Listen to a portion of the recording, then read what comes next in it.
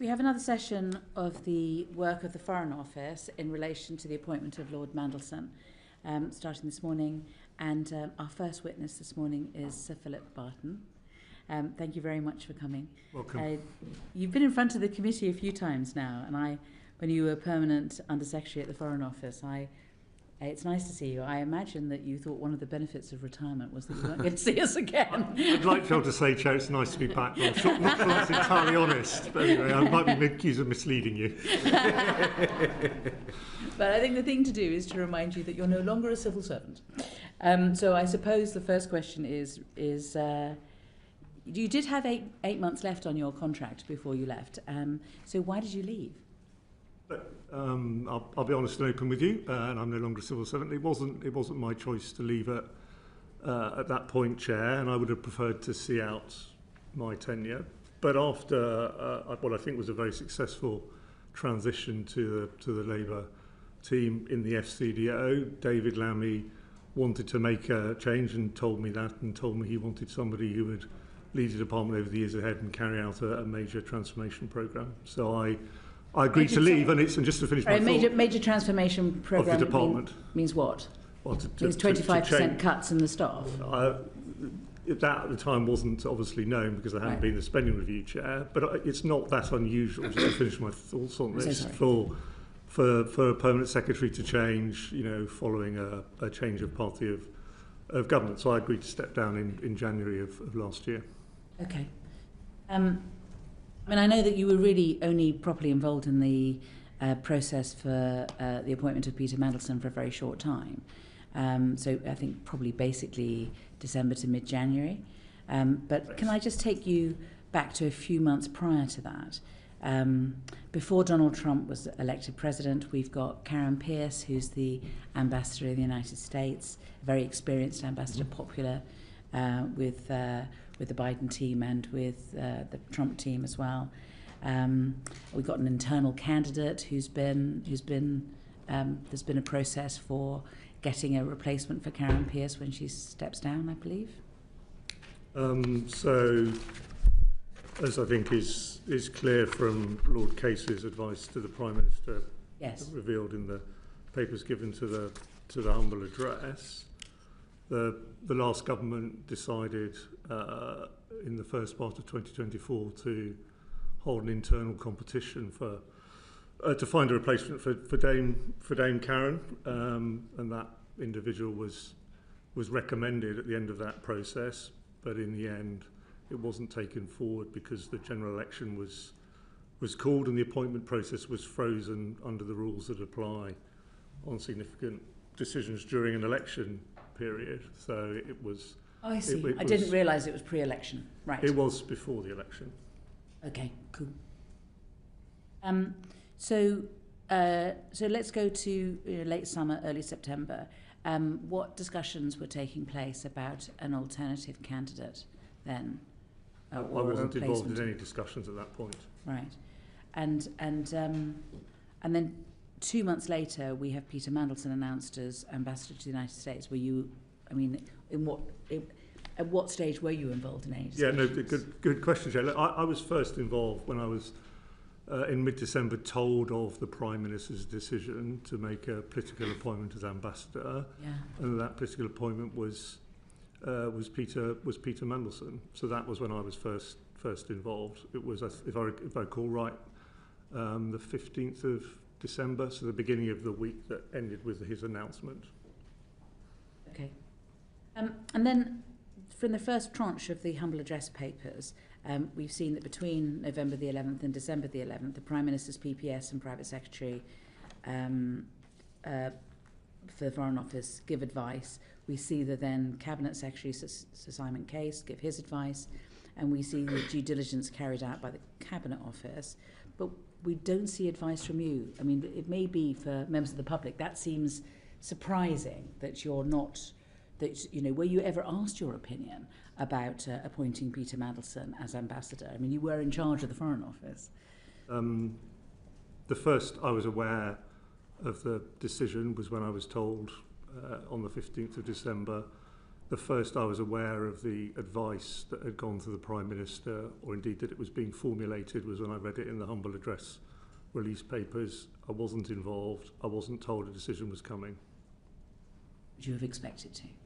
I think it is, well, I think two things on it. I think one is, on the face of it, it is reasonable for the head of the Foreign Office to be involved in thinking around what is our major top bilateral ambassador post. On the other hand, given clearly the Prime Minister was deciding to make a political appointment, I think it is also reasonable that civil servants would not be directly involved in discussions around what is a political appointment, because in the end that is a matter for elected politicians, and I can also see the sensitivity. So I'm a bit conflicted. I mean, clearly, I think ideally you want to have a situation where there is a tight and small circle of people who can be consulted on a big decision like this on a basis of trust. But I can also see that in the end it was a political matter. And I suspect, I have no knowledge of this, was discussed in political circles at the top of the government. In a circle of trust, do you think you'd have a place? Look, not in a political conversation, no. But in the end, this is an appointment to the most senior job in our foreign service. I was head of the diplomatic service, so I think it is possible, without asking me as a civil servant or any head of the diplomatic service, I think it is possible for them to be involved in a conversation, for example, around what are the requirements? What does the UK need in the period ahead, and that sort of thing. Even if that isn't, you're not then involved in the absolute decision-making discussions around individuals who are politicians, because it's a political appointment. John. Thank you, Chair. Can I just follow up one or two of the questions from the Chair? You said that the process had been underway for an internal competition, but come the general election, it was frozen. Once the new government had been elected, was the process not then recommenced? Well, I wasn't involved, as I said, so I don't know whether that was considered very much. Obviously, you have seen the then Cabinet Secretary's advice on that, and that's all I know about it, is that advice. The Foreign Office must have been continuing to look at potential candidates to replace Karen Pierce. The view, Karen Pierce had basically been agreed formally, as the notes say, to stay until January 2025. I took the view that actually what made most sense was to know the outcome of both the UK general election, but also the US presidential elections. And obviously there was, until the election was called, there was an uncertainty around the timing of the UK general election, given our political system, with an end point of January 2025.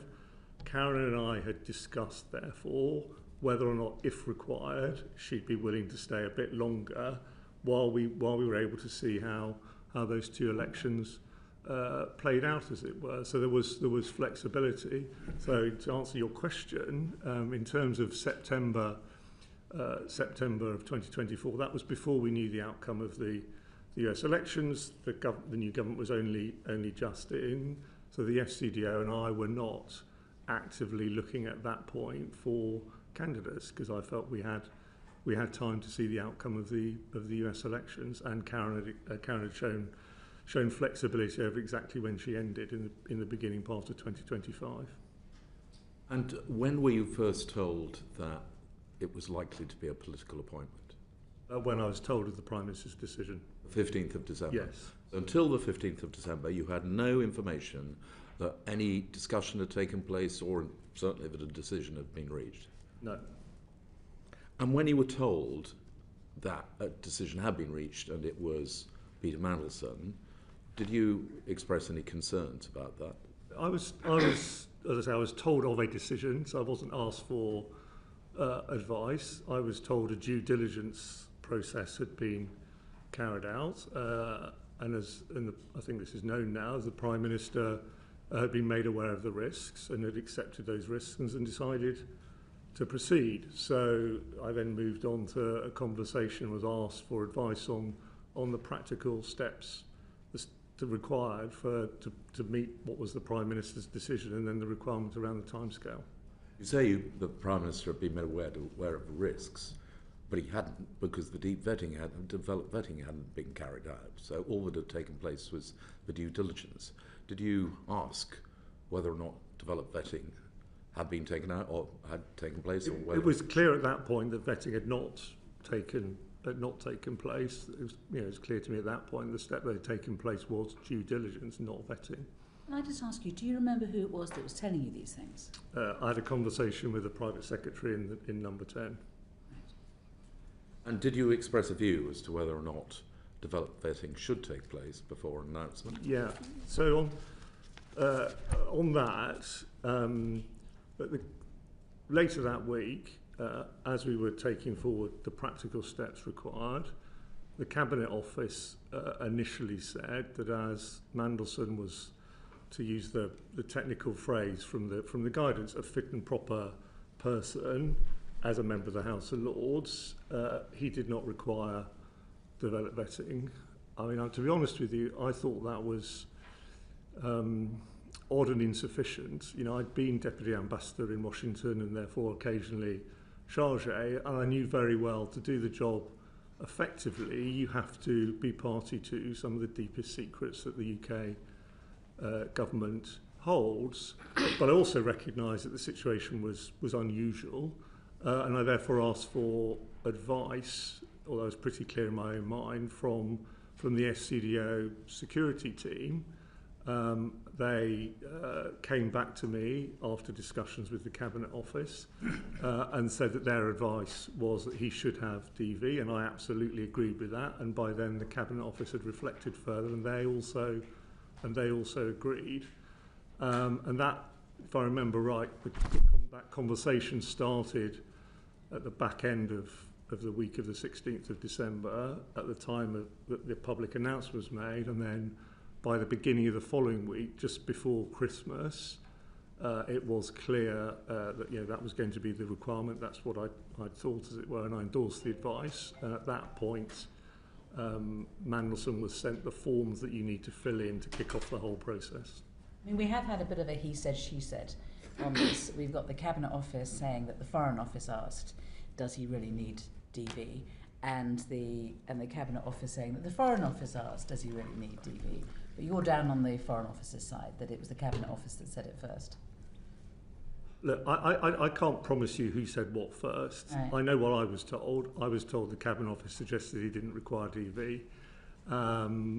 There clearly, self-evidently, was some further back and forth and consideration. And, I don't want to give you an impression that when we were taking forward the DV, there were people in the centre still saying, don't do that. By the beginning of the following week, everyone was agreed that he should have DV, and therefore it was now about taking that process forward. But I've given you my account of my memory of what I heard and what I thought at the time. One thing is for sure, nobody made a note of it. In the end, these are about practical arrangements rather than things which, are under, Chair, I know you've talked in previous hearings about civil servants writing everything down, but I also agree with those who've said to the committee that actually, if you're going to get work done, you simply cannot and do not have time to record every interaction. The key thing is, what was the decision? The decision was he required DV, and that is recorded. So the decision was he required DV. That was your view. It was the view of the Foreign Office Security Department. Yet we know that prior to his obtaining DV clearance, he was given access to information which would usually require DV to have been completed. So how did that come about? So you had I can't remember if it's 7 or 8 pages, but it's certainly lengthy and thorough response from the SCDO yesterday. You sent them a very long, not very long, I don't mean that in a critical way, a list of questions. I didn't mean long in a critical way. A list of questions, and they're very good questions. I think there are good answers in the SCDO's response. I recognise them from the consideration of the time. The context I was going to share on this point is you have a publicly announced ambassador designate to do the single most important ambassador job for the UK. You have a very, very compressed timescale. you're being asked to meet for them to start their role in Washington. And you have the exceptional circumstances of an incoming Trump administration and a very high premium, therefore, in the new ambassador arriving as well briefed as possible in the short time available, recognising that normally ambassadors have several months to prepare for big jobs like this. And that required Mandelson to have access to briefings and papers to allow him to be properly prepared. And so, as reflected in what the Foreign Office said to you in the note last night, a decision was taken in line with the guidance that he should be given access to the building and access to the paperwork, in particular on, for example, the UK government's preparations and policies towards an incoming administration. And I was given that advice and I endorsed it, and I signed off on it. And I think it was the right thing to do to make sure that, as I say, the Prime Minister's choice for ambassador was properly prepared when he started his job. I think it would be very odd not to do that. It does look odd, though, because he's got a green pass, which means that he's got DV. And he had a DV pass on the very day that, according to the DV people, he should be recommended to not get DV. So on the day that Ollie Robbins is making his decision that it's borderline, Mandelson is wandering around the Foreign Office with a DV pass. There's a photograph of him going into the Foreign Office on that day. Yeah, I don't know the answer on the actual type of pass, and it was clear to everybody, and I can't quite remember what the letter from the Foreign Office last night said, was that, and it was, I think, clear at the time, was that he didn't have DV, and there were limits to what he could see and told. And again, I do think this is in the letter last night, but I can't quite remember. I do think there was a process in place to tell people who were going to brief him that there was a certain level of classification they could go up to in talking to him, and they couldn't go beyond that because he didn't have DV clearance. Okay. Can I just one final question? Just coming back to the answer you gave to the chair about your leaving your post. You said it. David Lammy told you that he wanted to make a change because of the transformation programme. Yes. Do you believe that your concerns about the way in which Peter Mandelson had been appointed had any influence on the decision to ask you to leave early? No, for a simple timing reason. I mean, I announced to the department I was leaving on the 4th of November 2024, and I didn't know anything about Mandelson until the middle of December. So the answer is straightforwardly no. Afri, you wanted to follow up? Yes, thank you. So I just wanted to check with you. I mean, obviously, despite being head of the diplomatic service, you obviously hadn't been asked by Number 10 or the Prime Minister directly or indirectly your view on Peter Mandelson's suitability for the role. Had you been, would you have wanted to raise, or would you have said you had concerns about the reputational risks that he carried? I think that is genuinely a really hard question to answer, because hindsight is a fantastically wonderful thing, and it is hypothetical. But let me have a go at what I was thinking at the time. And firstly, it's just worth repeating. At no point did anyone consult me, ask me. I was presented with a decision. There was no space, and told to get on with it. There was no space for dialogue. You know that. I think, look, it is the most important job we have. I had been deputy ambassador. I knew the US well from 10 years previously, and obviously worked a lot in the United States throughout my diplomatic career. So I think I had a sense and an understanding of US politics, which gave me an idea of what might or might not be a problem further down the track.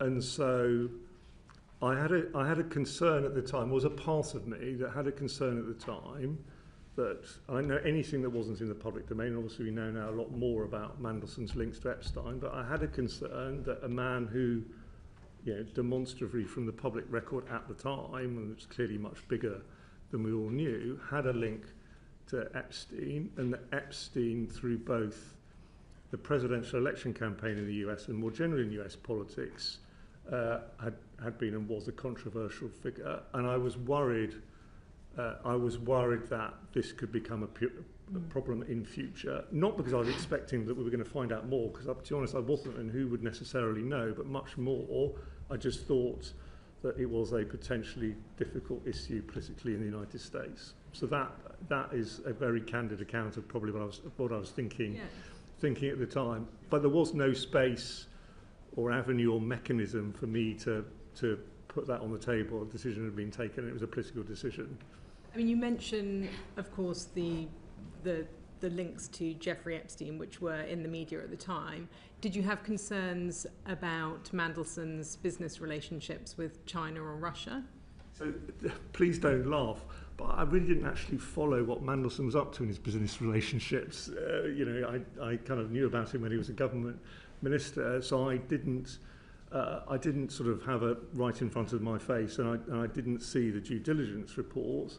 What the details of those were, what I would always believe in is a vetting process to look at issues which might affect national security. And obviously you know the United States very well. Your previous diplomatic role there, you probably had links with people who are out there. Were you aware of any views that were expressed by the President's transitional team about concerns about Mandelson being given that post, or about Dame Karen Pierce being moved on from the post? Well, I mean, there's quite a lot already in the public domain. There was, at least one tweet from someone close to Trump, reminding people of what Mandelson had said about Trump many years before when he was president. Previously, I think those around Trump felt blindsided by the announcement at short notice, shall we say, and it was clear also that Karen and her team had done an excellent job in establishing relationships and access to President-elect Trump, and also when he was a candidate, doing their jobs. That's a hard thing to do, particularly in the political climate in the US, while maintaining good relations with the current administration. And Trump, has, again, on the record, had said that he liked Karen and worked well with her and be happy for her to stay. So that's a rather long-winded way of saying yes. Thank you. Can I just on what you were saying earlier about the DV and the access point? It's just to be fair on you, it is page 5 of the, Thank you very much, the Chair. statement from Appreciate your help. Pollard. It's paragraph 5, and it's where I believe that it says Lord Mandelson's private secretary should in advance inform people that he was meeting that they knew he did not yet have DV clearance. Thank you. Okay. Richard. Thank you, Chair, and thank you, Sir Philip, for returning to the Foreign Affairs Committee to give evidence.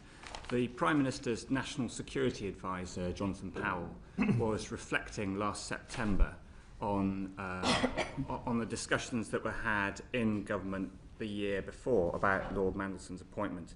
And he reflected that that you, Sir Philip, had reservations. Can you remember what you were saying to the National Security Advisor about your reservations around appointing Lord Mandelson back in 2024? I think it was very much along the lines of what I've just said around the possibility of his known connection to Epstein causing an issue subsequently. Obviously, I didn't know what was actually going to happen because Epstein was such a toxic hot potato subject in US politics itself, including in the election campaign. So that is what I recall thinking at the time, and I can't prove this because I don't know what Jonathan was thinking when he said it last September, but my instinct is that's what it refers to. Okay. And then thinking later on that year about the Number 10 operation, do you recall any dismissiveness in Number 10 about the importance of vetting, and if so, how was that communicated to you?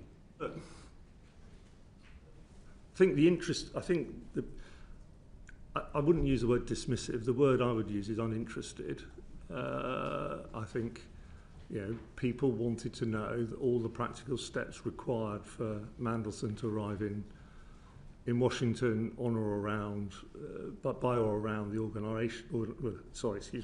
inauguration date needed to be completed,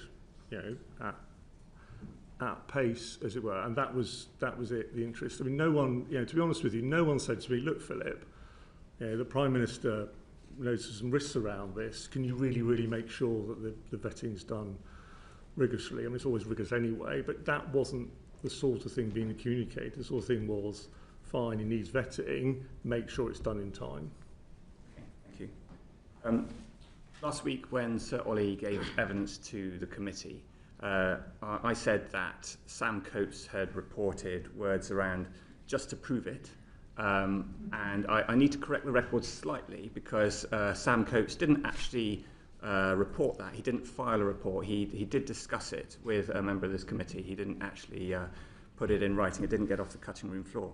But it doesn't take away from the fact that his reply made plain that he had a strong sense that there was an atmosphere of pressure and a certain dismissiveness about this developed vetting. Could you comment on that atmosphere of pressure as you understood it in late 2024? Can I just say one thing about the non-reported phone call and use of a particular word? I think it's important. I say this. Look, firstly, I didn't receive any direct calls from the Chief of Staff during my time as Permanent Under-Secretary, so there was no call at all. So my interactions with him were always when others were present in a general meeting. There weren't very many of those either. This story or versions of it has been in the media persistently, or floating around the media since last September. There's different versions, sometimes involving a swear word, sometimes not. And I've really racked my brains, and I cannot recall Morgan Sweeney swearing in a meeting at me, or indeed just in general. And so I don't see any substance in that part of it. And I think it's important I say that this morning, given how many people have come to think that might be true. In not answering your question, I've slightly forgotten what your actual question was. I know I didn't answer it. I did that on purpose. But can you just the headline at the end of your question? Sorry. So Ollie, when replying last week, said that there was an atmosphere of pressure and a certain dismissiveness about this DV process, and I wondered if you could comment on the atmosphere of pressure, please. I think where I would start is on the 18th of December, I received a letter from the Principal Private Secretary to the Prime Minister, and it's the one released as part of the humble address. I didn't receive letters from the Principal Private Secretary to the Prime Minister very often. Most of my dealings was with the Foreign Affairs team in the Number 10, as you'd expect. And the letter, as you know, basically says Prime Minister has decided, and it then goes on to say, please could arrangements be put in place, was to that effect, for a handover by the inauguration, a very compressed timescale, and that in effect is the top of the government saying the Prime Minister has decided he wants Mandelson's ambassador, and he wants it done in that timescale. So that is what creates the pressure. There were conversations around progress, but I think no one in the FCDO working on this can have been any doubt of the urgency of the issue and the importance that Number 10 and the Prime Minister attached to Mandelson being in DC in very short order. Can I help you? On page Yes. 22 of the bundle that's in front of you, the letter is there. Yeah, no, thanks, Chair. I've got the letter. I mean, it's clear. I mean, it's clear. Please would you take forward the necessary arrangements at pace? We would like to secure Agrimor as soon as possible, the formal agreement of the US government as it were, in terms Read of the end of the sentence. as soon as possible to enable a handover in advance of the US inauguration. In advance of the US at that point, inauguration. that was the ambition at the start.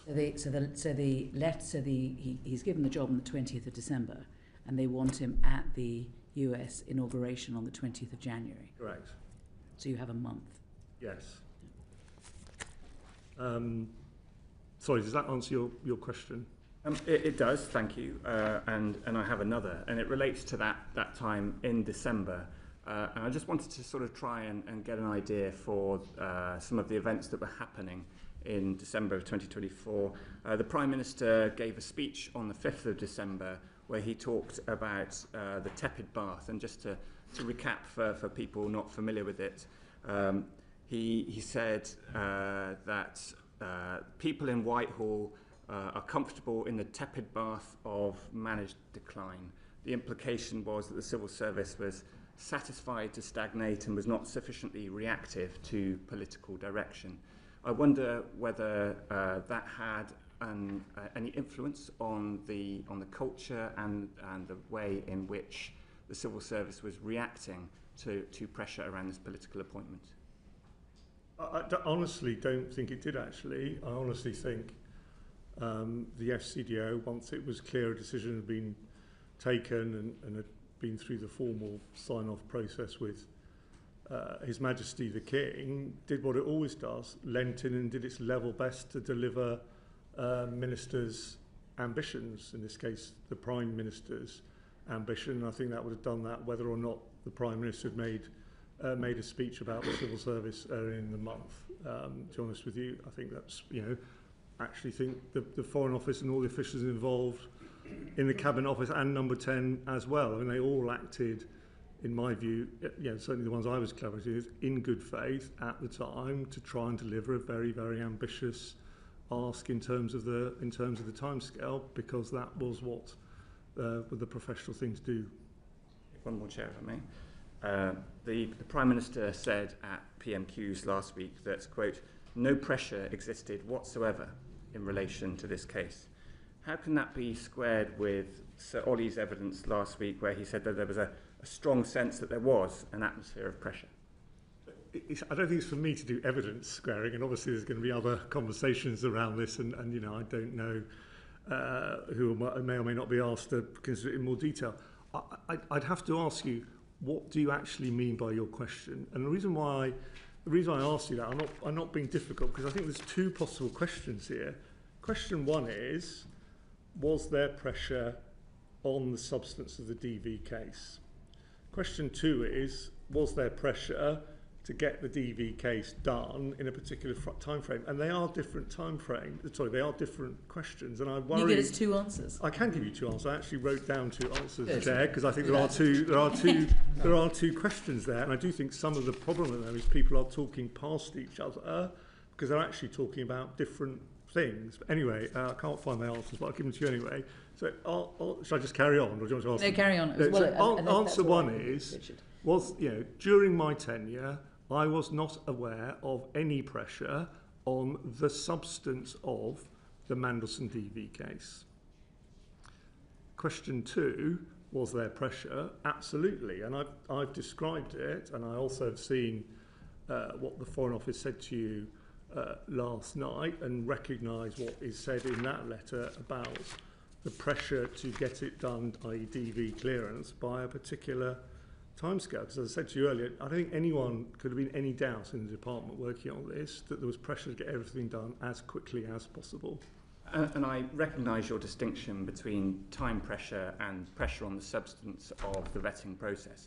But I think it's reasonable to suppose that one can affect the other. If there is time pressure, if there's a desire to get the ambassador out to Washington, D.C. before inauguration, then you can understand that the FCDO has the delegated power to give a recommendation around developed vetting, might also then lean on the substance as well as the timing. Yeah. So, if I recall right, Sir Ollie, when he was giving evidence to you last week, said that there was pressure on the timescale, but that did not affect his decision-making on the substance of the case. And the And the letter from the FCDO last night says he, i.e. the director ESND, does not assess that this pressure, the general pressure, influenced the professional judgment that was reached by himself or his team. And to be clear, I believe both of them. Even though they didn't manage to read the last page? Of what? There was a 10-page document of the DV, and neither of them seemed to have read it. Was that anything to do with the time pressure or any Chair, other pressure? I'm not aware of details of the boxes. paper. Yeah, well, I'm not aware of the boxes. I've not seen a piece of paper with boxes on it either ever in my career. So, you know, Nobody seems to have seen them. Right, thank you. Afra, you've got one question, and then I'm moving on to Abdesam. Just wanted to ask that given this tight time frame that there was, we're also aware that back in September of 2024, Lord Case, Simon Case, had written to the Prime Minister advising that security vetting should be carried out prior to the appointment of Peter Mandelson. But we know that the announcement, I think, was made on the 20th of December 2024, and it wasn't until 3 days later, as we've talked about, that security vetting commenced. So what would you say was the process in place at the time for the order of security vetting and appointment announcement, in your view? Sorry, can you just unpack slightly what you mean? Yeah. I'm not sure I could What would you say would be the normal order of process in place at the time? Would you say that the normal order would be vetting and then announcement? Yes. Or announcement and then vetting? No, the normal order is vetting and then announcement. Thank you.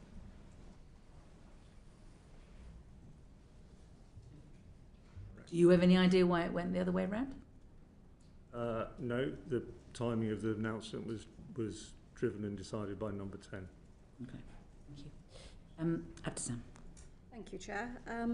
So just following on from colleagues' questions in relation to pressure, what did that look like? I mean, were you receiving regular phone calls? Yeah, so I mean, I think it's important to, I'm not going to repeat myself, but it's important to remember the overall framing in a sense. You know, you have the letter from the Principal Private Secretary, I won't repeat myself, but that provides the overall context. There were meetings in that week with number 10. There would have then have been regular progress chasing. There was discussion around the exact timetable that went on, and so there was, you know, keen interest all the way through from number 10 that the practical arrangements required to get Mandelson to Washington in the timescale required or thereabouts was all moving forward. But in a sense, the pressure was kind of set at the beginning and just carried on. It wasn't a matter of did someone phone every day at 10 o'clock. It was much more this ambitious timetable has been set. You referenced earlier Cabinet Office's fit and proper exemption, and you said that you thought this was odd and insufficient and unusual. Did you reference your concerns to number 10 or to the Cabinet Office? I didn't need to be honest with you, because what I did was I asked the FCDO security team for advice, and then when the advice came back to me after their conversations with the Cabinet Office, at that point everyone was agreed that he needed DV. So there were a number of emails that came out in the humble address subsequent to, well, prior to Mandelson being appointed. Was it normal for number 10 to be sending emails to prospective candidates? No, I mean, I think, to be honest, I would cite, I mean, there's, you know, for example, if I remember right, and I can check if you want, Chair, but if I remember right, one of the emails attached conflict of interest forms, which would normally be a departmental matter, and it was in the end agreed that the conflict of interest should be done by the FCDO. I think the fact that number 10 was at all points trying to accelerate arrangements was a strong signal of the time pressure that everyone was under. They were also trying to play their part. They were, you know, stepping in to do things which might in the past have been left to the FCDO. Mm-hmm. And in one of the emails it references that you had a discussion with Mandelson. What was that discussion? From memory, I had a intro chat with Mandelson on the Friday, the day that his appointment was announced, and that was around practical matters of how the department would support him in his preparations to be the next ambassador now that that had been announced. Okay. And in one of the emails it references that an iPad, laptop, iPhone was given to Mandelson. Is that usual practice to give to somebody who is not yet cleared? It's not usual, but it's not unprecedented. Okay, and the emails also reference that he'd had briefings from senior officials at the FCDO. Were you aware of the content of those briefings? I didn't, because obviously I wouldn't have had time. I wasn't aware of the precise every bit of it, but I was aware of the subjects that we were choosing to brief him on, and there was a kind of what you'd expect, a proper professional process run by the team in charge of our relationship with the United States to give him access, particularly to briefing on US government policy towards the incoming administration across a range of issues. And I remember seeing the list of issues, and I probably looked at it and thought, yes, that looks like a sensible list. But I didn't look myself at the briefing and wouldn't have had or expect to do that. In none of the emails it makes reference to him being subject to cleared vetting. So it's almost as though he's got the job and we're just going through the process. Was there anything in any of the documents that said this is all subject to satisfactory DV? As far as I recall and am aware, the first time the documentation shows subject to DV is when the FCDO sent him what is a standard form of words for people who are going into jobs. I'm not aware of any other references in the documentation. I mean, would it be right to assume that had the final clearance been, would you foresee a situation where the final DV had been refused, that would have been rejected by the Cabinet Office? I mean, I can't foresee a situation where that would have happened, given how he was treated, and all the emails have implied that he has the job. Would you have foreseen a situation where it could have been refused? Sorry, I'm not sure. What do you mean by that? Do you mean, is it a possibility, or do you mean... Could it have been a possibility? Well, I think, you start a vetting process. There has to be a possibility that at the end of that process someone is deemed not to meet the standards to have develop national security vetting. Might have happened in this situation? I mean, I don't know anything about the substance of the vettings. I really, I don't. I'm, sorry to say this again, a bit repeating what I said earlier. I at the time followed very much about Mandelson's wider life. I mean, it's not an impossibility. Thank I mean, it would have been a crisis if we got to the point where he had no vetting clearance. That would have been a crisis. Self-evidently, a publicly announced political appointment as the next ambassador to Washington, not being able to go, that would have been a big problem. I mean, presumably the DV is done with an open mind. And it's done with an open mind whether we're going to do DV, and if you fail it, you're not going to get the job. And so I think, the question is that there's an email which says that he's going to get briefed in person from the 6th of January onwards, including on higher tiers. Presumably that means equivalent of the sort of information you'd get if you got DV. He's got a pass for people who've got DV. This is before he gets DV. He's on the payroll from the 14th of January. I mean, it does all look like he's got the job already. He got the job in the sense that he'd been announced by Number 10. The paperwork had gone to His Majesty the King. He'd been announced by Number 10. We were seeking the agreement of the US government. So in that sense, he had got the job. What's the point in the DV? Because to do the job, as I said, sorry, I should take the irritation out of it. I'm not irritated, but because to do the job effectively, you have to be able to have access to information that is of its sensitivity requires DV. So that's why he needed DV. If he'd been failed, he would have had access to the buildings as if he had DV. He would have had access to information as if he'd had DV, and he would have failed it because he would have been seen as a security risk. And you would have exposed yourselves to him as a security risk during the period.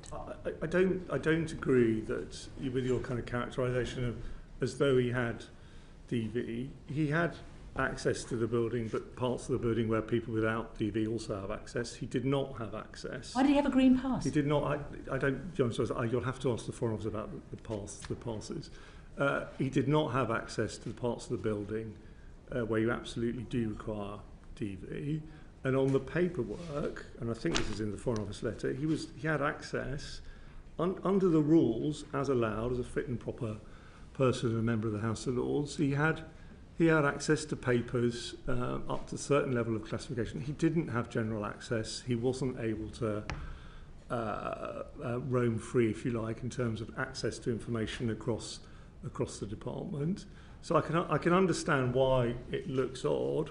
I actually think it was the right thing to do to ensure at the time that in the short time scale that had been given, he could arrive in Washington properly prepared. The alternative would have been that we would have had an ambassador to the United States turning up not properly or fully briefed on the government's policies towards an incoming administration, and that would not have been right. It wouldn't have been proper for the Foreign Office to operate in that way. So I'm comfortable that it was the right decision at that point in time to give him that limited access under the rules.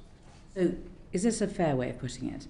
That given that he'd been offered the job on the 20th of December, and you've got Christmas and New Year in the way, and he's got to be getting to Washington by the 20th of January, you were doing everything that you could to accommodate him being ready for that date? Within the rules. Was there a contingency plan in place for what might happen if he wasn't granted security clearance? No. Not done. Yeah, Edward. Sorry. Edward. Thank you, Chair. So, Philip, you said that you were informed by the Principal Private Secretary in number 10 on the 15th. 18th. On the 18th. I'm sorry. I know the word principal. But I was informed by a private secretary number 10 on the 15th. On the 15th. Yes. That the Prime Minister wanted to appoint Peter Mandelson. Yes. Was that a conversation? Because there's obviously then subsequently the letter. Yeah, I was phoned up. You were phoned up. The letter just references the desire to appoint Peter Mandelson. Your letter to the Private Secretary, Yeah. to the King, Yeah. says that the Prime Minister has indicated his intention to recommend a small number of political appointments. So when you had the conversation on the 15th, that presumably was that the PM will make a number of appointments. To be honest, I can't recall. I don't think it did. I think, to be honest with you, I think that the first sentence of my letter, that was a catch-all sentence, which I think was the way it was described to your colleague in your hearing with Cat Little. It was non-specific. It was a non-specific general catch-all rather than because I was being told there's more coming. Well, so obviously in his evidence, Sir Ollie Robbins said that he was asked, or another name was floated to him, Matthew Doyle, and not only that, he was asked to keep that information from the Foreign Secretary. If not during the conversation on the 15th, at any subsequent point were any other names floated to you for potential political appointees? Not by the Labour government. And the first I knew about Matthew Doyle's when Sir Ollie gave you evidence. And in any conversations with number 10, were you ever asked to withhold information from the Foreign Secretary? Ever?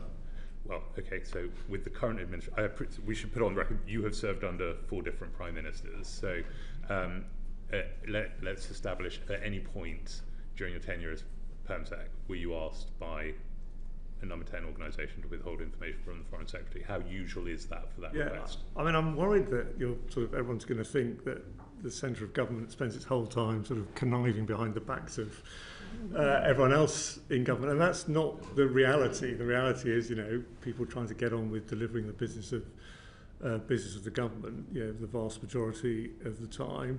I think my best answer to that question is unusual, but in the end, and I'd say it's particularly around things where you might have a policy disagreement or difference of view between the Prime Minister and the Secretary of State, it is not unheard of for permanent secretaries, in a sense, to try and work in a way which allows there to be a decision and a consensus view, and the government can then move ahead and take it forward. And in that sort of situation, it's not unheard of for a permanent secretary to be privy to something that they don't pass on to, or are asked not to rather, pass on to their Secretary of State.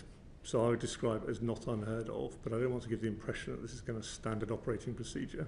This is extraordinary. It's absolutely extraordinary. So the Foreign Secretary, so the Permanent Secretary at the Foreign Office can be told, don't tell your boss about this when they are the Foreign Secretary. Is it, I mean, has that ever happened to you before this? Yes, it has. Really? Yeah. Well, you learn something new every day. I suppose it begs the question, does that operate in the other way? Because a lot of this seems to come down to what the Prime Minister was told and when. So how frequently are people being asked to withhold information from the Prime Minister? Has that happened as well? I can't speak for Number 10 or the Prime Minister. I would never say to Number 10, you can't tell the Prime Minister. And I always work on the assumption if I'm speaking to Number 10, there's a possibility, and that's for them to judge, that the information I'm relaying to Number 10 might go to the Prime Minister. Because much of this does seem to hinge on how much the Prime Minister knew when he was making a decision to appoint Peter Mandelson, and the briefing that he may or may not got. So I can't help you with that because I wasn't involved. I appreciate that. You said that you weren't involved in the decision-making process around Peter Mandelson because it was a political appointment. Was the Foreign Secretary involved in the decision-making? I don't know. Okay. I mentioned already you served under 4 Prime Ministers. Search through the records, and you can correct me on this, suggests that the only other political appointment that happened during your tenure as Perm Sec was Sir George Hollenberry, who was the former Member of Parliament for Meon Valley and was appointed ambassador to Cuba during the Johnson administration. Comparing those 2 processes and the timelines, how markedly different was the Mandelson appointment compared with the process that was taken out for the appointment of Sir George Hollenberry? You might need to get chapter and verse on this from the FCDO. During my tenure, the only 2 serving political appointees were Lord Llewellyn, Paris then Rome, and you're quite right, Sir George Hollenberry in Cuba. I can't absolutely promise you, because I started in September 2020 at the height of COVID and had to lead a complex merger, but from memory, George Hollenberry's appointment was done before I started, even if he didn't take up post until after I started. But certainly I wasn't involved in doing anything around his appointment. I think it was already I think it was already certainly decided, even if it hadn't been announced, and then it was taken forward in what I would describe as the normal way for an ambassadorial appointment, with time to go through the steps in the normal sequence, if that answers your question. It does, thank you. More broadly, in terms of the process then, you've already mentioned that you have never seen the now infamous traffic light boxes. Apparently, according to the letter we received last night, the departmental head of security had also never seen the traffic light boxes, wasn't aware that it was. So Ollie has talked us through the fact that he had a meeting with the head of security. Have you ever had a meeting with the head of security to discuss whether or not somebody should be cleared DB in your time as PEMSEC? No, I don't recall a recommendation from UKSV ever being escalated to me during my tenure. That was unique. Given that you had never had cause to see the traffic light system, should we read anything into the fact that Sir Ollie, when he had that meeting, was not shown it? I would rest on what you were told in the FCDO's letter last night. I'll just pick up on one point. I'll do one point and then Uma. So in the letter last night it says this is unusual where there's a difference between UKSV recommendation and FCDO sign-off, but it says there's more than one a month. So Sorry, the door opened. I misheard the last end of the... The letter last night says that it's unusual, but not exceptional, for UKSV recommendations to differ to the final FCDO decision on vetting. But it says there's more than one a month of those cases. But you're saying that they're not raised to permanent secretary level. Correct. Who would then make that decision? I think that's set out in the letter. If I remember right, it sets out the decision-making hierarchy. But you would have to get chapter and verse from the department. Uma. Thank you, Chair. If you'd become aware, Sir Philip, that there were issues with UKSV, given how high profile this appointment is, would you have raised this with the Foreign Secretary? I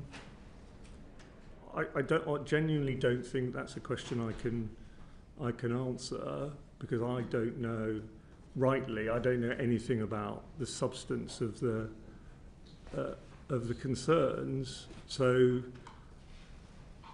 and what I would say to you is that, you know, when you're a permanent secretary, you have what I describe as crucible moments, and you are basically being asked to decide something sensitive, sometimes under time pressure, and you can't discuss that with anybody. And I really don't think that I can second guess somebody's decision in those circumstances when I'm not in them and don't have the information and the environment of that time.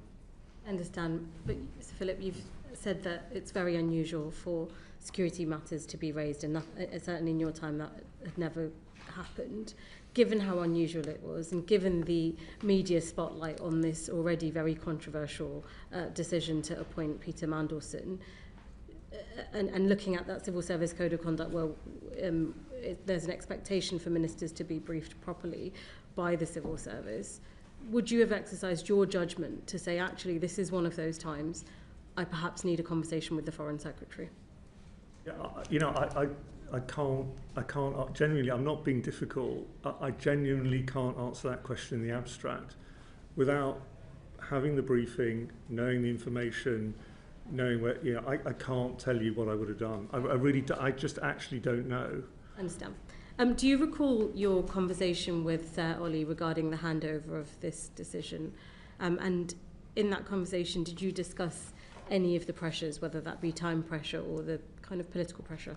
Yeah, I'm sure that I gave that we had about a week, but he spent a certain amount of that time talking to other people and reading documents, and we had, you know, conversation at the beginning of the week, and at the end of the week we had a longish meeting where I kind of went through some of the senior personnel issues, talked about some of the future appointments that were coming up, and you know, how he might want to think about that, and what you'd expect in a professional handover, and kind of some of the things that I knew or wanted him to know that perhaps weren't.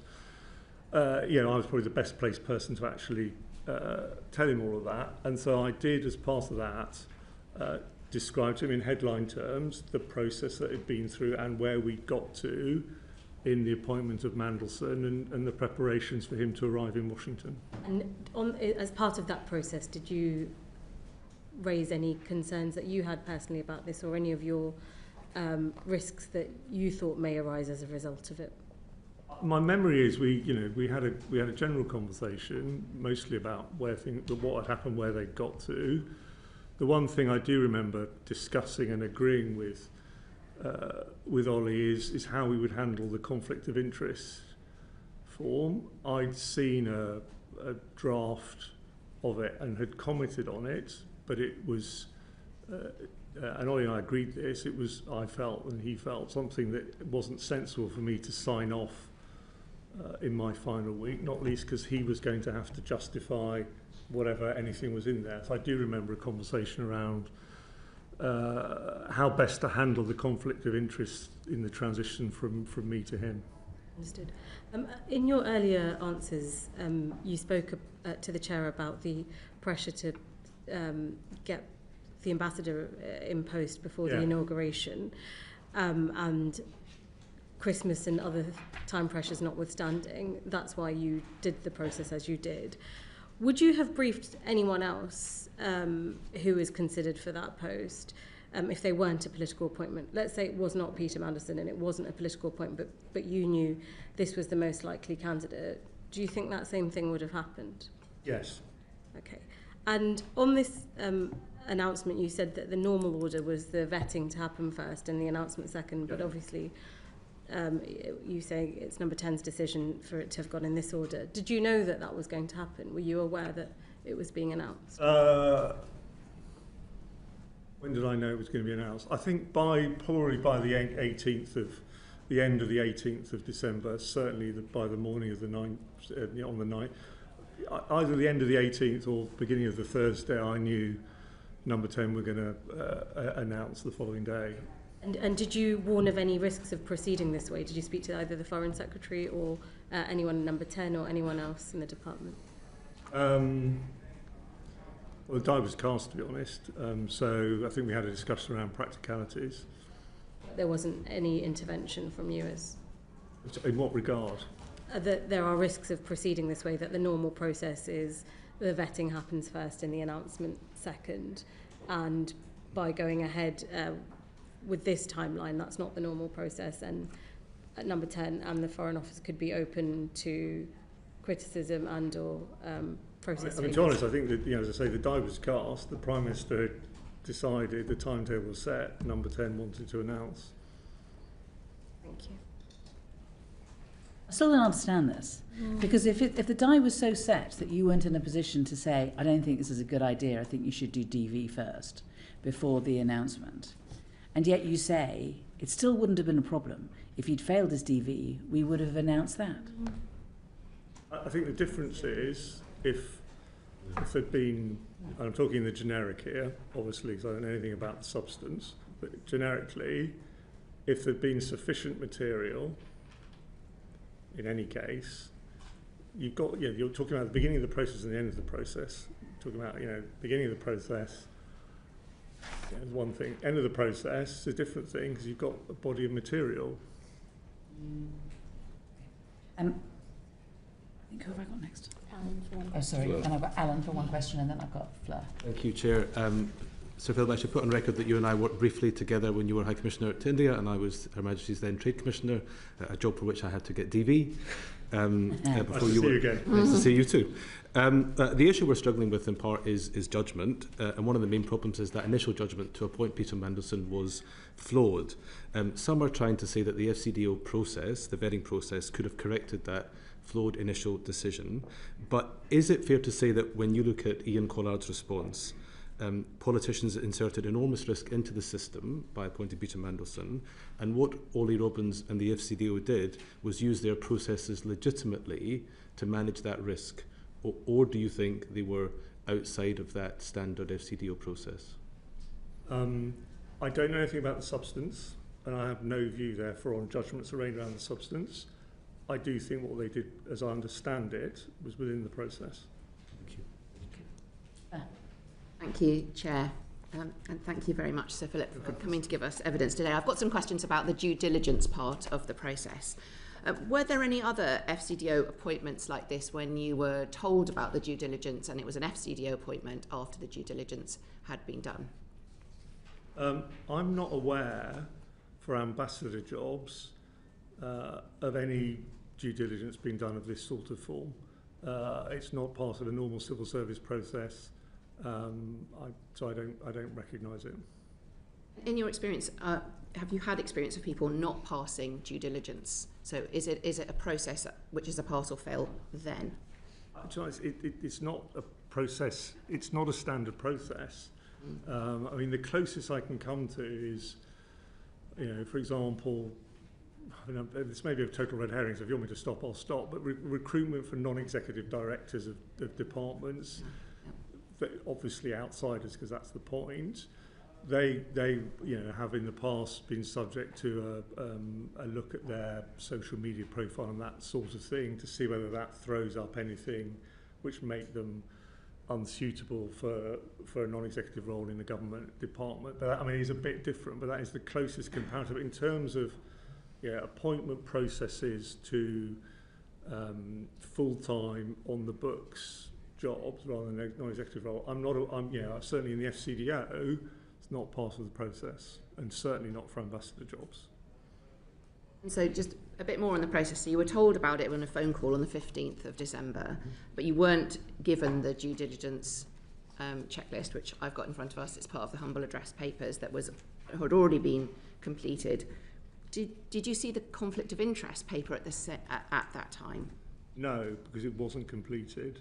Okay. It was basically sent to Mandelson, if I remember right, the following week or the week after. Let me just check to make sure I give you the right date on the conflict of interest. I saw that over the weekend of, I think it was the 4th and 5th of January, and I had some points on it.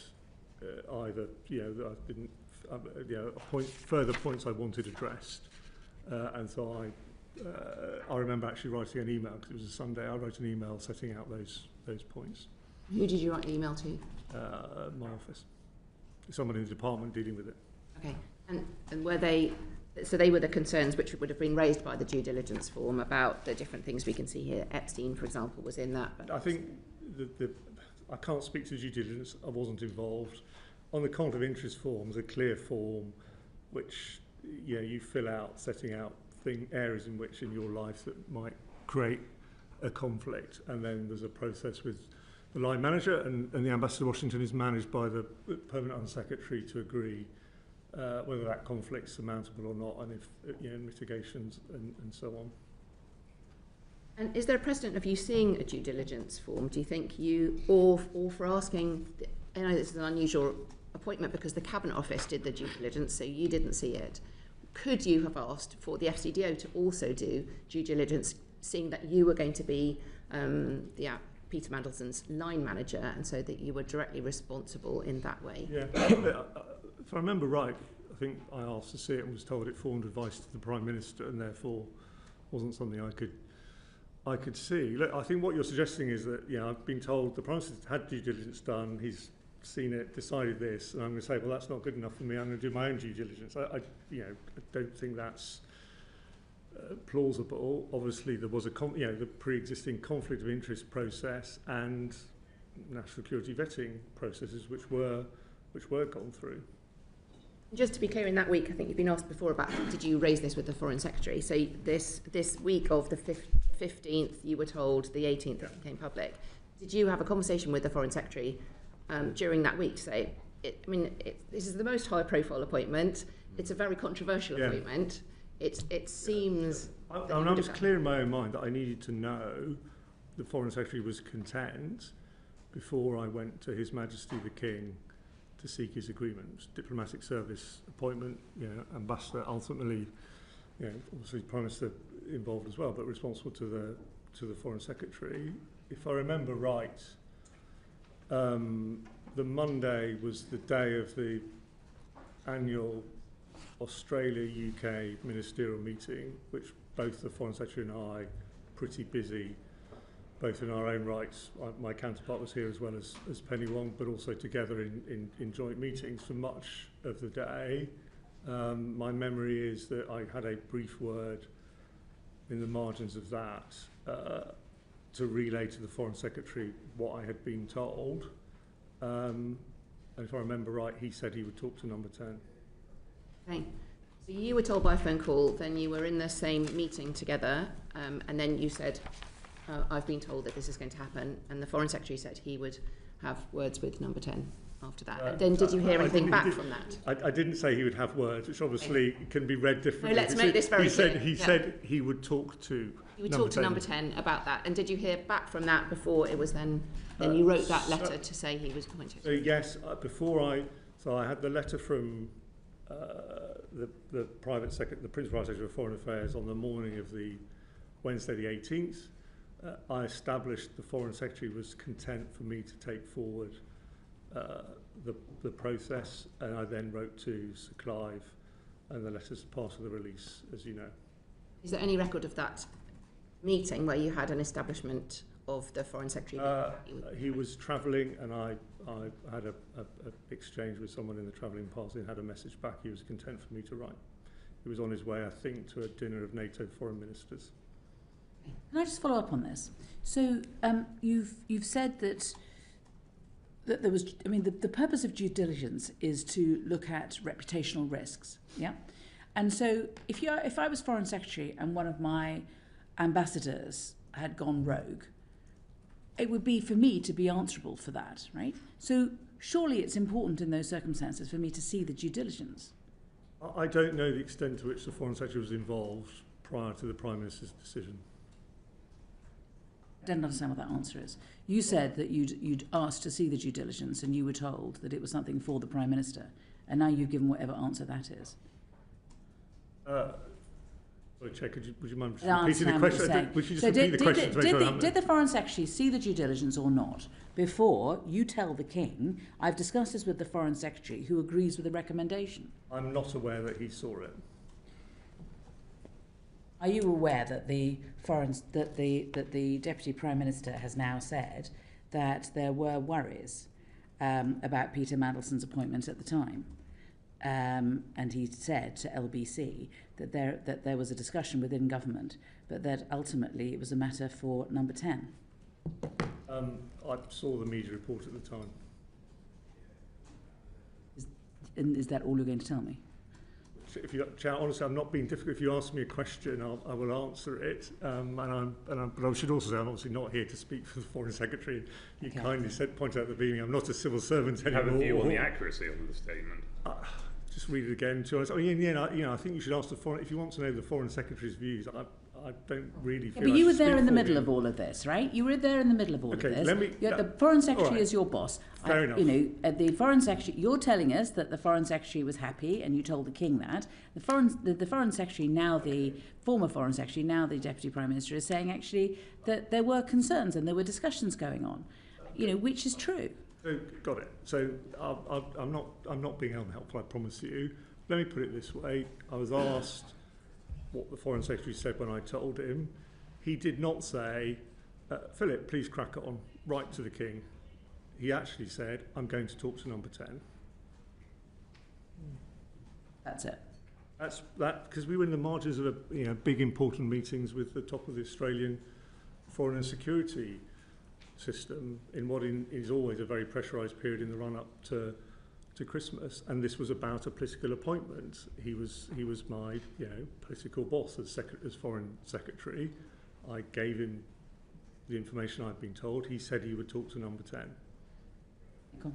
A follow-up to that, Sir Philip. So yesterday, the former Foreign Secretary, now Deputy Prime Minister, said, as the Chair said, that he'd expressed worries. And you said this was a conversation in the margins. But again, back to how serious an appointment this is and the level of media scrutiny already rightly on this appointment. Did you have any further conversations with the then Foreign Secretary about these worries?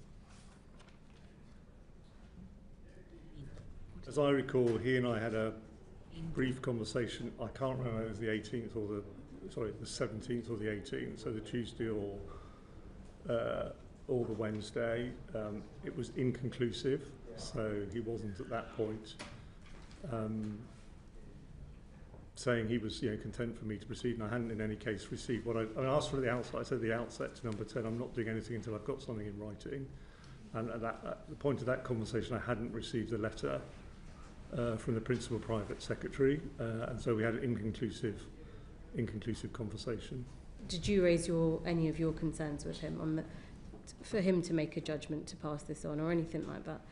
Was there any conversation about the worries that you both seem to have had? I think the Foreign Secretary should speak for himself on his views and what was said, as it were. I at that point was doing my best to resolve the situation, establish what I was being asked to do by the top of the government, and then take the bureaucratic steps necessary either way.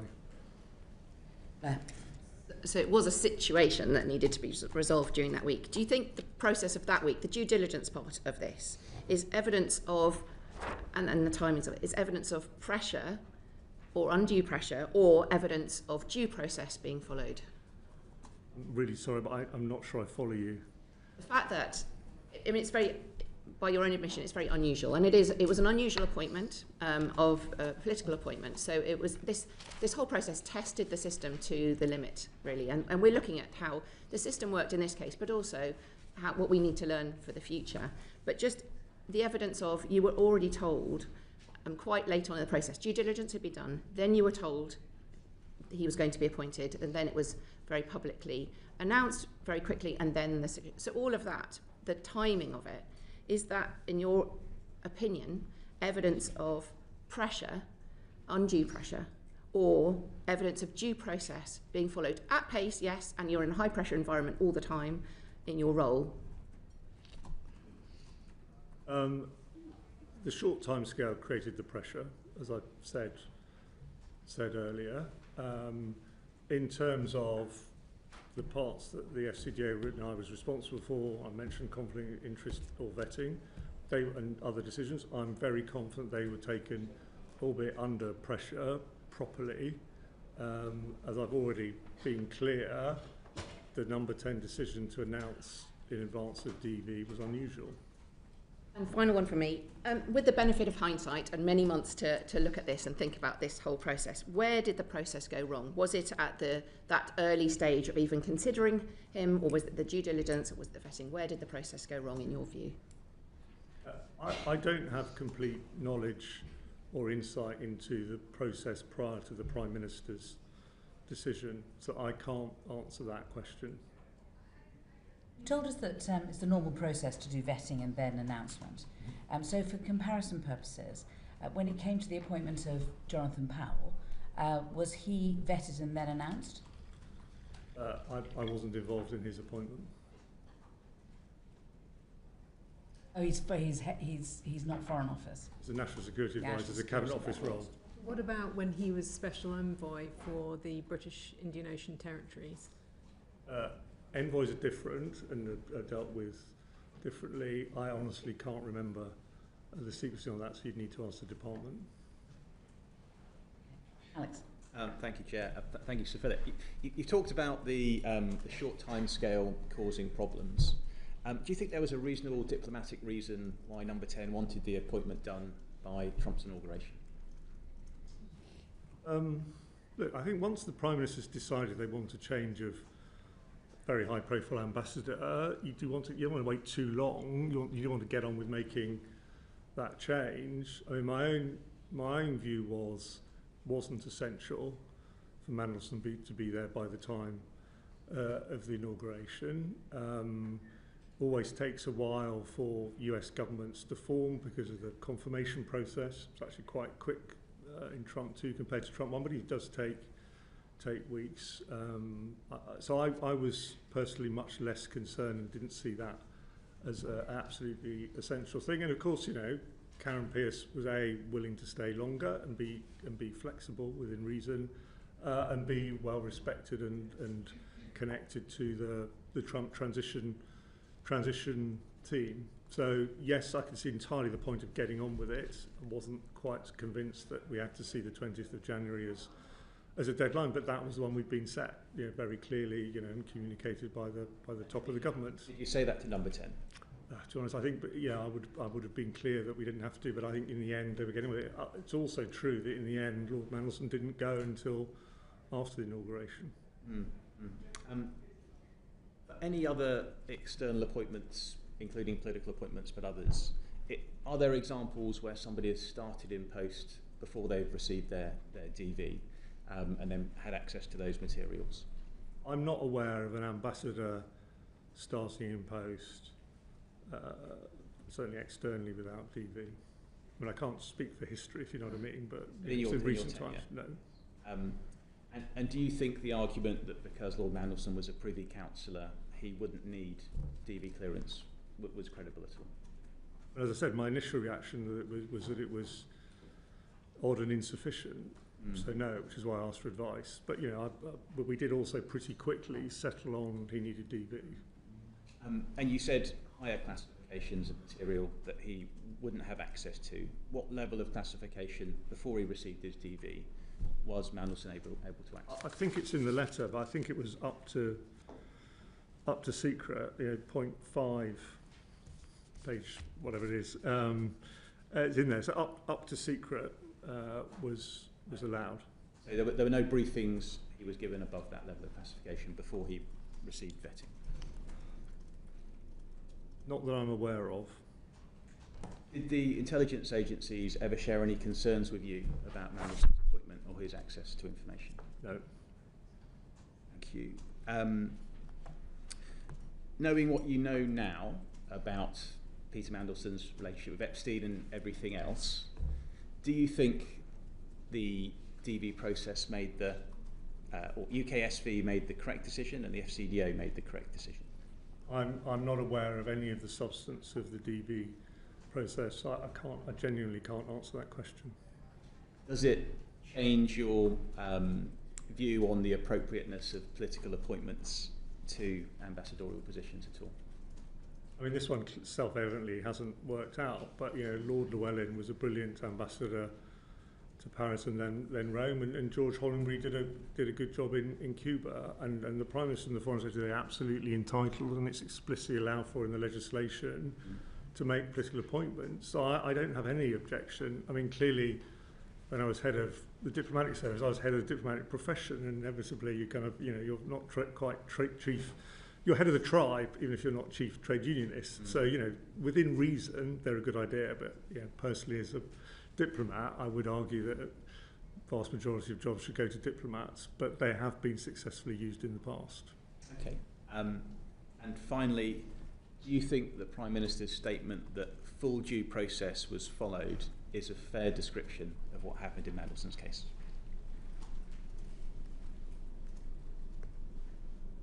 I'm going to dodge. I'm really sorry, but I just actually don't think it's for me to sit here it's not for me to, it's for others, including, all of you as members of Parliament to come to a view on that. So as your permanent secretary, would you have said in another case? Okay, let me, I'm not going to answer your question. Let me describe what I've said to you, in my mind to you today. So as I've said, I think the processes, the FCDO, the bit I was responsible for, followed up until I stepped down on Sunday the 19th of January. That was proper process, done at pace as we were asked. It was unusual, and I wasn't involved in this, I was involved but not responsible. It was unusual for the announcement to be made before he received DV. Thank you, sir. I've got a question from Edward and from Afra, so let me go to Edward first. I think it sort of follows on from what Alex was asking you, Philip. You're requesting to see the due diligence report. You're flagging to the Foreign Secretary that you have concerns. So Ollie in his evidence told us that this was the only time in which the Security Department requested to see him in respect to whether or not to grant clearance. You've told us that during your tenure there was no situation in which you'd met with the Security Department regarding granting clearance. Is there any precedence for this number of red flags to be raised on an appointment? I think that's really an impossible, I'm sort of tempted to I don't know, that's a really an impossible question for me to answer. If you're talking about, no, it is, because any appointments, you don't mean to narrow it down. Previous governments of different political persuasions over time have made, shall I say, not the smartest appointments in a whole different areas. But if you ask me, if I reframe your question as around an appointment to an ambassadorial role during my tenure, then the answer is yes. Or no, rather. I mean, not as many, whichever agrees with the thrust of your question, but that's yes or no. Okay. All right. Good answer. Thank you. I just wanted to ask a very quick follow-up question to one of the ones that Alex talked about to do with the types and levels of classified information that Peter Mandelson saw prior to going out to the US. Would you have expected the ambassador to the US to be briefed on and to know what was in the China audit? So I'd left, unfortunately, before the China audit had been completed. So I'm slightly hamstrung by knowing the absolute classification of that and quite how it, because some of the things about our China policy obviously are very, very highly classified. So I'm not ducking, but I don't really know, because it may be actually there was, and it also was, remember, it wasn't complete at that point. It wasn't completed before I left. So my guess is on China, Lord Mandelson would have been told a fair amount, but there would have been some things which were a higher classification that he wouldn't have been able to know until later. But I'm surmising rather than knowing, to be honest with you. I mean, so I completely understand that. You said you're guessing that. But were you aware that it was expected that briefings would include some information about the work that was being undertaken as part of the China audit? I would have expected him to have been briefed on the evolution of the government's policy on China, so that he was ready to talk to the US administration about the UK government's policy on China, i.e. doing his job, and that must have included, therefore, him being briefed on where the government's audit of China policy had got to, if that answers your question. So you said basically yes. Thank you. Alan and then Dan. Thank you, Chair. Sir Philip, was the correct process followed in the dismissal of Ollie Robbins? Save the easy questions for last.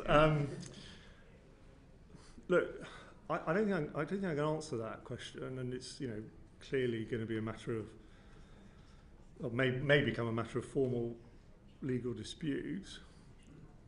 I guess what I can say is when I was Permanent Under Secretary, there were a number of very serious disciplinary cases during my time leading to dismissal, and they all involved some process. But only the Prime Minister, Sir Ollie, and those involved know what happened, and I don't. So I can't answer your question. But in your cases, you would probably see someone suspended and an investigation taking place, or something as summarily dismissal as we've seen. In a serious gross misconduct case in the FCDO, so for an FCDO member of staff, however serious, in my time, it was going to suspension and at least one case removal from post for overseas ambassador, and then a very short period to do a formal process. Thank you.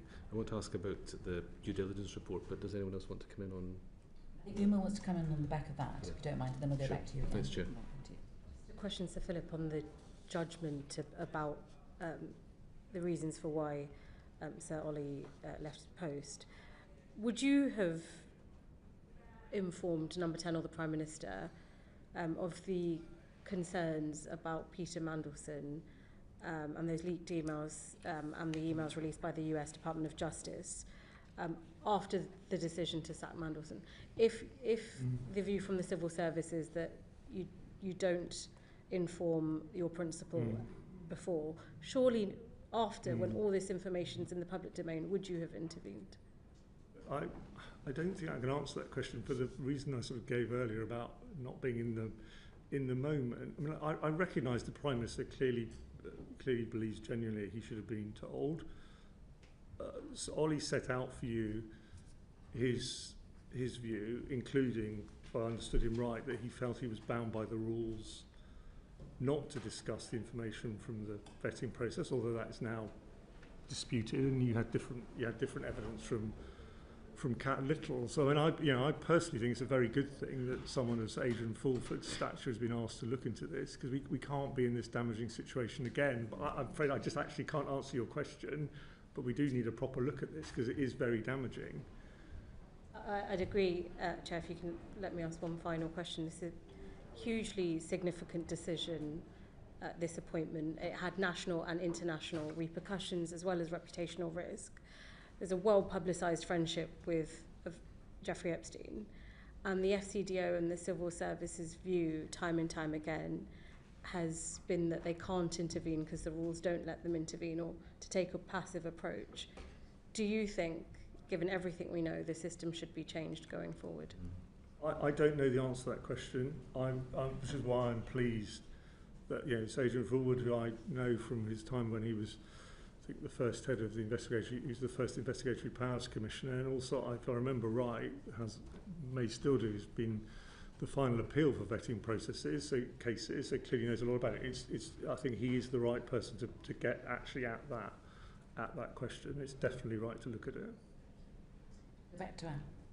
Thanks.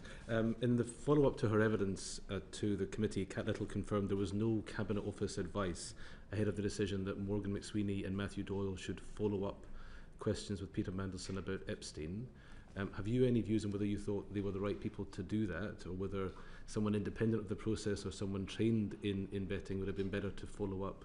It wasn't part of the vetting. It wasn't part of the due diligence process. Yeah, no.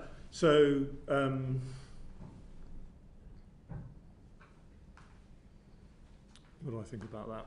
Look, it was a political appointment with a process being run out of number 10 and a due diligence conducted by the centre in a way that I've already said is not part of normal civil service practices. So I think in the end, who is doing the questioning and whether that's appropriate comes down to who and what weight is being put on those questions and who answers them. And so in a sense, I just actually genuinely don't know, because it wasn't me making the decision. I wasn't involved in it. It wasn't therefore for me to kind of say, well, that's good enough or not good enough as the conduit for the questions. I wasn't being asked or ever involved in putting any faith in that conduit. Thank you. Thank you, Chair. Right. Anne and then John. Thanks, Chair. I mean, we've gone around this issue of due diligence, vetting, over and over again. I am surprised that you have never seen a DV report, but is that correct?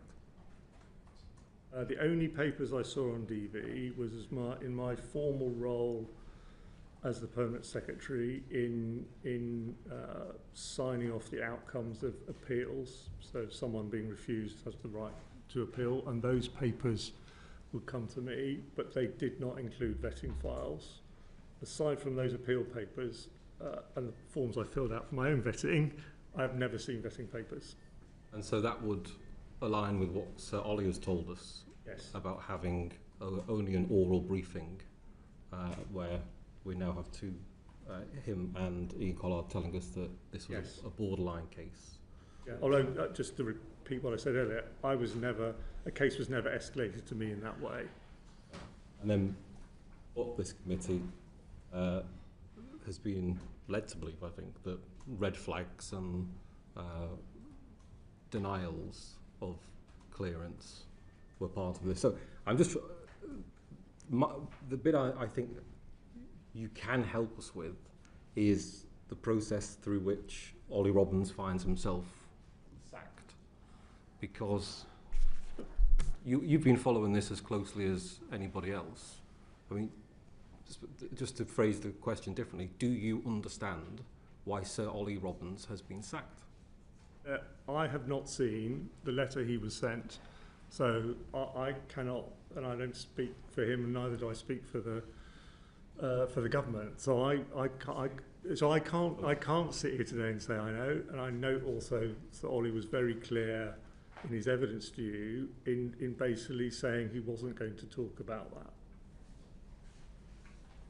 But in the end, the FCDO is a make recommendation department because it takes responsibility for passing clearance. It has the power to manage risks and to mitigate those risks, and that is the process that all of the evidence that we've seen shows us has happened, which also aligns with what the Prime Minister has said, that due process was followed.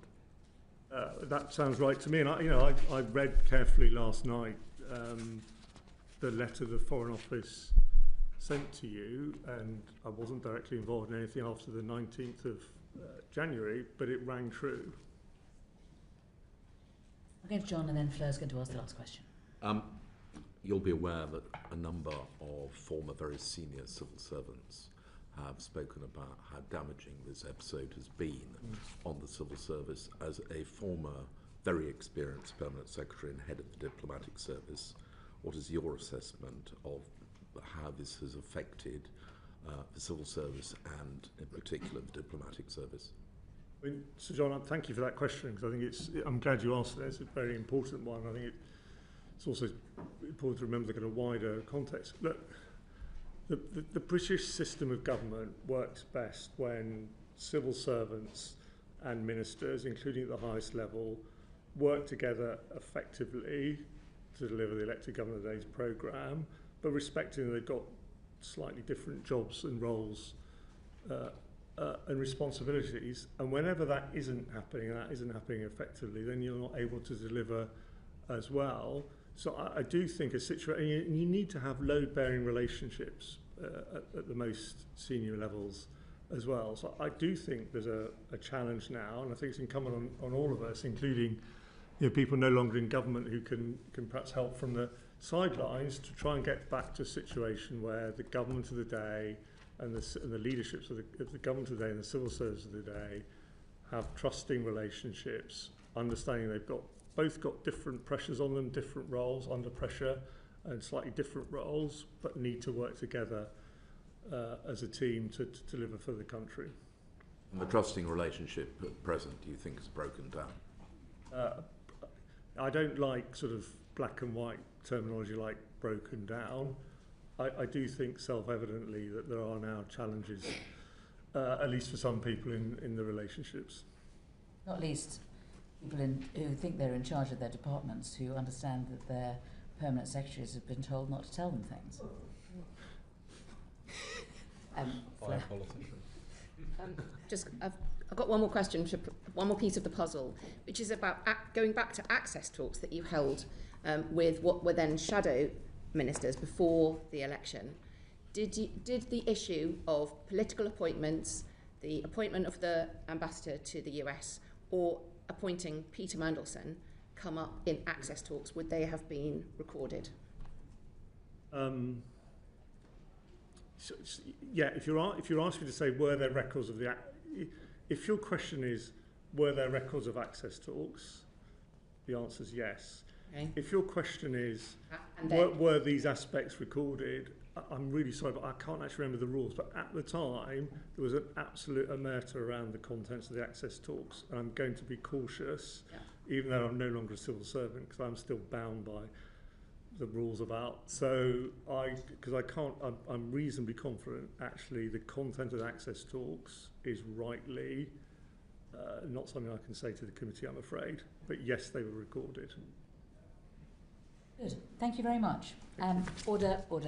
Now, if we can, logistically, if Sir Philip is allowed to leave first, and then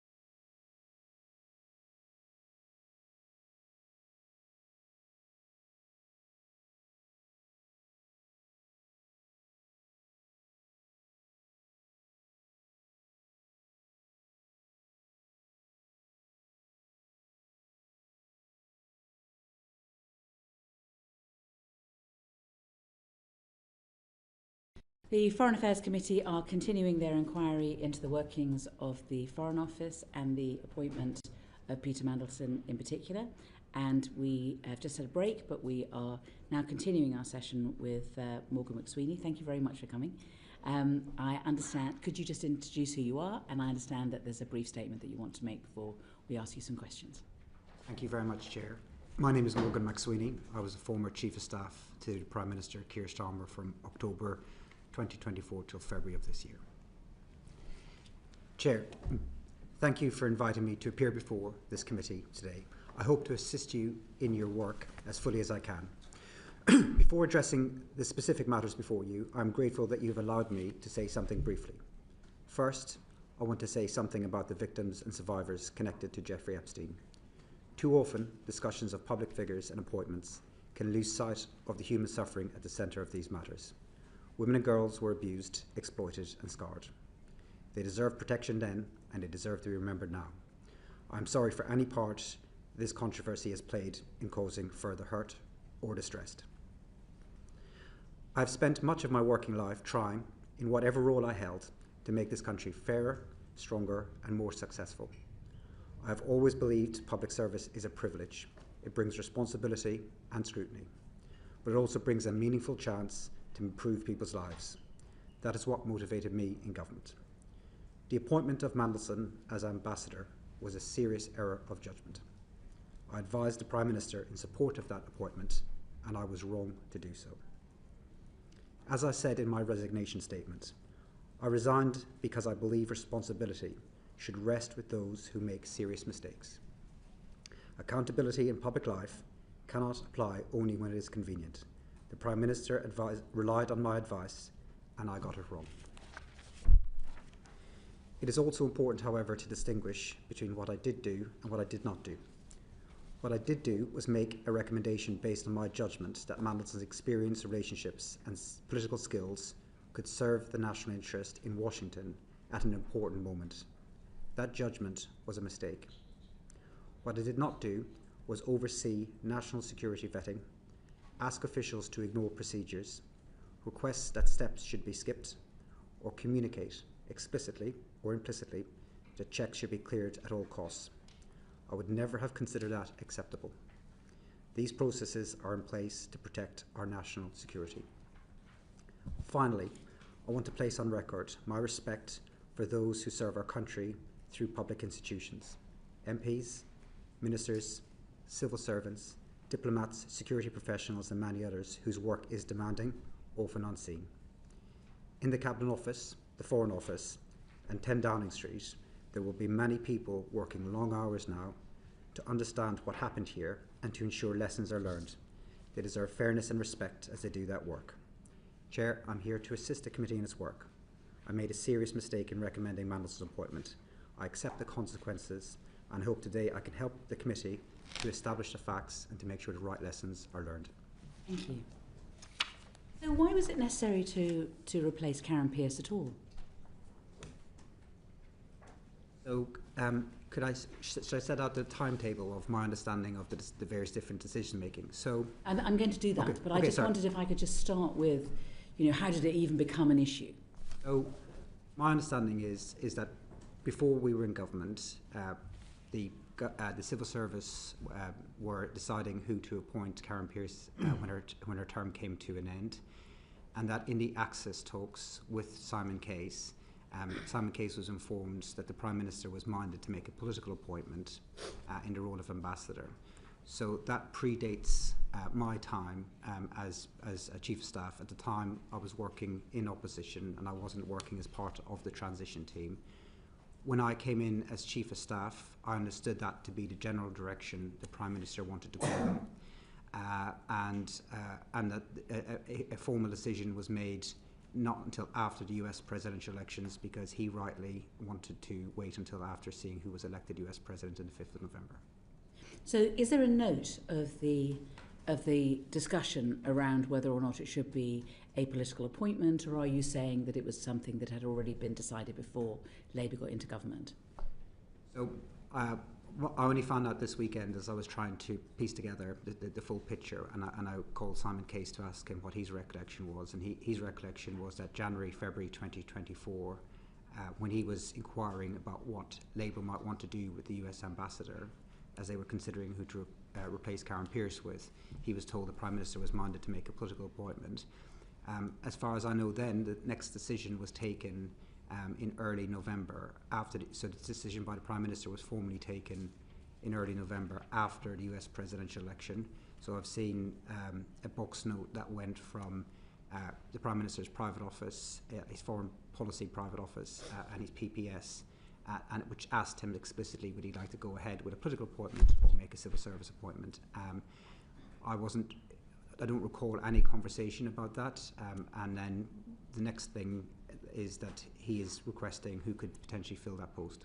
That's the box note of the 11th of November, which is on page 2 of the humble address materials, and it's a PS note to the Prime Minister. Yes, it talks about that the current ambassador to Washington has been making good inroads with the Trump team, and then talks about on timing of appointment and announcement. Talking about what the options are essentially. Yes, yeah. And I didn't input into that box note. No. And neither did anybody else, it looks like. I mean, when it comes to the Prime Minister's comments on it or the Outer Office comments, there wasn't anything on that. So I don't think there was any input from any of the SPADs into that. It was just a straightforward, what would you like to do, Prime Minister, but there wasn't a recommendation. There was a list of candidates. David Miliband, Cathy Ashdown, Peter Mandelson, even George Osborne were the sort of names that, according to The Guardian and the Tom Baldwin's book, were the sort of candidates that were being considered at the time. Is that right? Those sound like the right names to me. I think that I don't recall there being much discussion ahead of the US presidential election. I think the Prime Minister wanted to rightly wait to see the outcome of that. I think if Kamala Harris had won that US presidential election, I don't think that Peter Mandelson would have necessarily been appointed, and he probably wouldn't have been. I think the Prime Minister started to seriously consider names after the US election. Just so that we get the timeline right, you became head of office on the 6th of October. Yes. You really wanted Peter Mandelson to be the ambassador, didn't you? I thought he was the right choice after the US presidential election. The reason why I thought he was the right choice is because Britain was exposed, the UK was exposed after Brexit. We left the European Union without any US trade deal. And for me, honestly, this was the top priority of the Prime Minister, was to get a US trade deal with the Americans. And I thought that based on Mandelson's experience as an EU Trade Commissioner, that made him the strongest candidate. But like everybody else, I made clear to the Prime Minister there was pros and cons, and there was risks. I don't think the Prime Minister would have chosen Mandelson if Kamala Harris had been elected President. I think he considered about who would be the right fit for the White House, and we procured him a short list of 2 strong candidates at that point. I'll come on to that in a minute. But I mean, you wanted. I mean, it was more than that. It was personal as well, wasn't it? I mean, he was your mentor, particularly when you became Chief of Staff, because you had no experience of the weird and wonderful world of Whitehall, but obviously Peter Mandelson did. So didn't he become an indispensable and venerated confidant for you? He was a confidant for me, but I don't confidant. Beg pardon. But I didn't regard him as my mentor. I first had a conversation with Peter Mandelson in 2017. I don't think I really started to go to him for advice until about 2021, and I was 44 years of age then. So I didn't regard him at all as a mentor. I got advice from him, and it was useful. But I also had other people around who were perhaps a bit more shy with the media, who I sought to for advice. We brought in some extremely experienced people from the Blair administration. So Liz Lloyd came into our team, Jonathan Powell came into our team, and I would certainly ask both of those for advice about how things work as well. So I asked a range of people for advice and help. I don't regard Mandelson as ever being a mentor, but certainly as an advisor. So, I mean, when the New Statesman says that Morgan wouldn't breathe without consulting Peter Mandelson first, that's not fair. yeah, you'll forgive me if I don't believe everything that's written about me in the papers, but I don't think that was true. He was somebody who I sought for advice, but both when I was campaign director and as chief of staff, I built a wide network of people who had done jobs similar to mine in the past, going back decades in the Labour Party. And I will go into. I mean, I really wanted to just sort of start with. I mean, you began by working for Excalibur, didn't you? Which was run by Peter Mandelson. It was an attack and rebuttal unit, basically, in '97, and you worked on that. And one of the things was to also do work on Labour MPs who might be perceived as disloyal. So, again, Chair, I'm glad that I can correct some of the records on this, because this is all a bit of a mythos here. This comes from the Independent. Yes. So I was an intern at the Labour Party in the 2001 general election. I was an intern. I was assigned to the attack and rebuttal team. So you didn't work in '97 for Excalibur? No, I did. So 2001 was your first time. Yes, that's right. Okay. And my job. And I hate to dispel the myth to maybe some people from different political parties about what Excalibur was, but all I did was glue bits of newspaper to A4 paper and scan it into a machine. Mm-hmm. It was. We've all done it. Literally, that was as sophisticated as my job got. The team wasn't run by Mandelson. The team was run by Spencer Livermore, right. And it included lots of future Labour politicians and SPADs. I never met or spoke to Mandelson in that election, and I didn't even report into who is now Lord Livermore. It was much more junior people that I reported into. And then what I wanted to ask you about was about the accounts in the I paper on the 4th of February 26, that Mandelson was helping to vet candidates, that he was given access to a secret Google spreadsheet of potential candidates, and that there was an off-the-books exercise. There's quite a lot of detail in the article about it, which tends to give at least an aura of authenticity to such reports. Mandelson had nothing to do with the selection or the vetting of any of our parliamentary candidates. I don't know what Google Doc the I is referring to. I'm pretty sure it wasn't a party document. I don't think that we kept... No, I think it's an off-the-books exercise. I think that's the point. Well, but it had nothing to do with me or the party. I was in a senior role in the party at the time. We did everything on the books. There might have been other people compiling their own lists, but his role had no official impact on the selection of our candidates. Our vetting was done by a team inside HQ, and it was all to do with... it wasn't to do with political vetting, it was to do with inappropriate things they might have said or done prior to becoming candidates. And it was an NEC process to determine the suitability of potential parliamentary candidates. But Mandelson was not involved in the selection of our candidates. And there was a strategy document called Labour for the Country, which was written, I believe, after the Hartlepool by-election defeat. And is it right that Peter Mandelson had a big input into that? I mean, it's your document, but that he was involved in that too? So I wrote that document in February 2021 ahead of the local elections to the Prime Minister because I believe there was challenges the party was facing that it needed to address, and I think Hartlepool showed the scale of the political challenge we had if we wanted to win the next general election, and I certainly asked Mandelson for input into that document, but it was my document, the argument was mine, but I also sent it to half the shadow cabinet. I also sent it to other colleagues, all the senior staff, or most of the senior staff in Lotto at the time.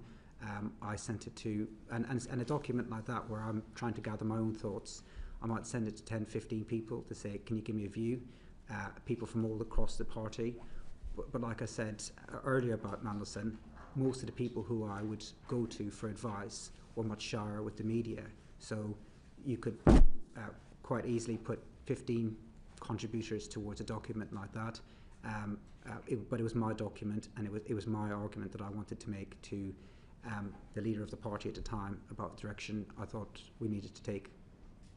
After Angela Rayner resigned, and when there was the reshuffle on the 5th of September 2025, it's claimed that Peter Mandelson masterminded the reshuffle. In fact, there's a quote, this is not normal. He was US ambassador. Why was he masterminding the reshuffle? This is reported in the Daily Mail.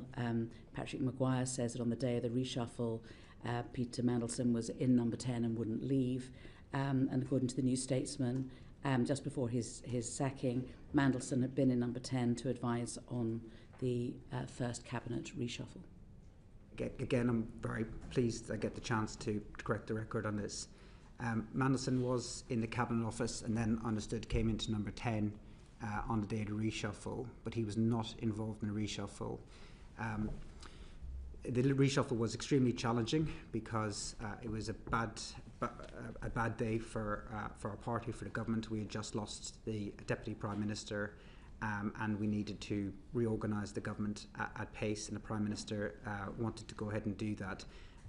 The text messages from Mandelson to me on the day, I believe, will be made available at the humble address. I can't remember precisely what he said, but he texted me his thoughts, and I have to say, on a reshuffle day, I get texted a lot of thoughts from a lot of people. The people who I would respond to and get back to would be cabinet members or other senior staff to ask them their views. I did not respond to any of Mandelson's texts. The text messages set out ideas of people that he thought should be in particular positions. None of his suggestions actually came out to be the case, so his ideas were not followed up. I don't mind getting ideas, but I didn't have a conversation with him about his ideas. He asked me to see me. I don't think I actually bumped into him. I may have done, but I definitely didn't discuss the reshuffle with him. The only text back from me to him is at the end of the day, where I said, look, I thought we did well considering the circumstances today, but I did not take him up on his offers of advice, and I did not act on any of the advice that he gave, and I did not ask him his views on any ministerial appointments. And so are any of your text messages to Peter Mandelson, or not, going to be available in the humble address? Yes. And why is he texting you if you're both at number 10 on the same day? Because he's not in the room. And you didn't bump into him? I might have bumped into him. I don't recall, but I certainly didn't ask him his views. And at the point that he texted me, so the way, and this was my only government reshuffle, there is a big gap between the Prime Minister taking a decision and then the media hearing about it, because we go through a number of processes, especially we have to go to the palace before it's announced publicly to ask the King's permission. So by the time we get to the afternoon, all of the work is done and you're making phone calls, and where the staff move on to is the next day. People text me. I don't like, and they're entitled to do so. I mean, it will be backbench MPs, it'll be ministers, staff members, ex-staff members, journalists, and they will all text me their ideas. Everyone has an idea of how to make. This is the American. This is the ambassador to the United States of America. He's in number 10 on the day of a reshuffle. I mean, it does look odd. At the very least, will you accept that? It wasn't a planned reshuffle. If we had all hoped the day before that the former Deputy Prime Minister Angela Rayner would get cleared and that we wouldn't have had to do a reshuffle. That was our hope. Had Laurie Magnus gone another way, we wouldn't have had a reshuffle at all. So Mandelson wouldn't have been able to just arrive out of thin air. He happened to be in the Cabinet Office that day, and I don't know why he walked into number 10. But in the room, which we were organising the reshuffle, there was the Prime Minister, there was the Chief Whip, I think, came in once he had been appointed new, or maybe he was there the next day, and then there was a handful of his senior staff. Mandelson was not in the room.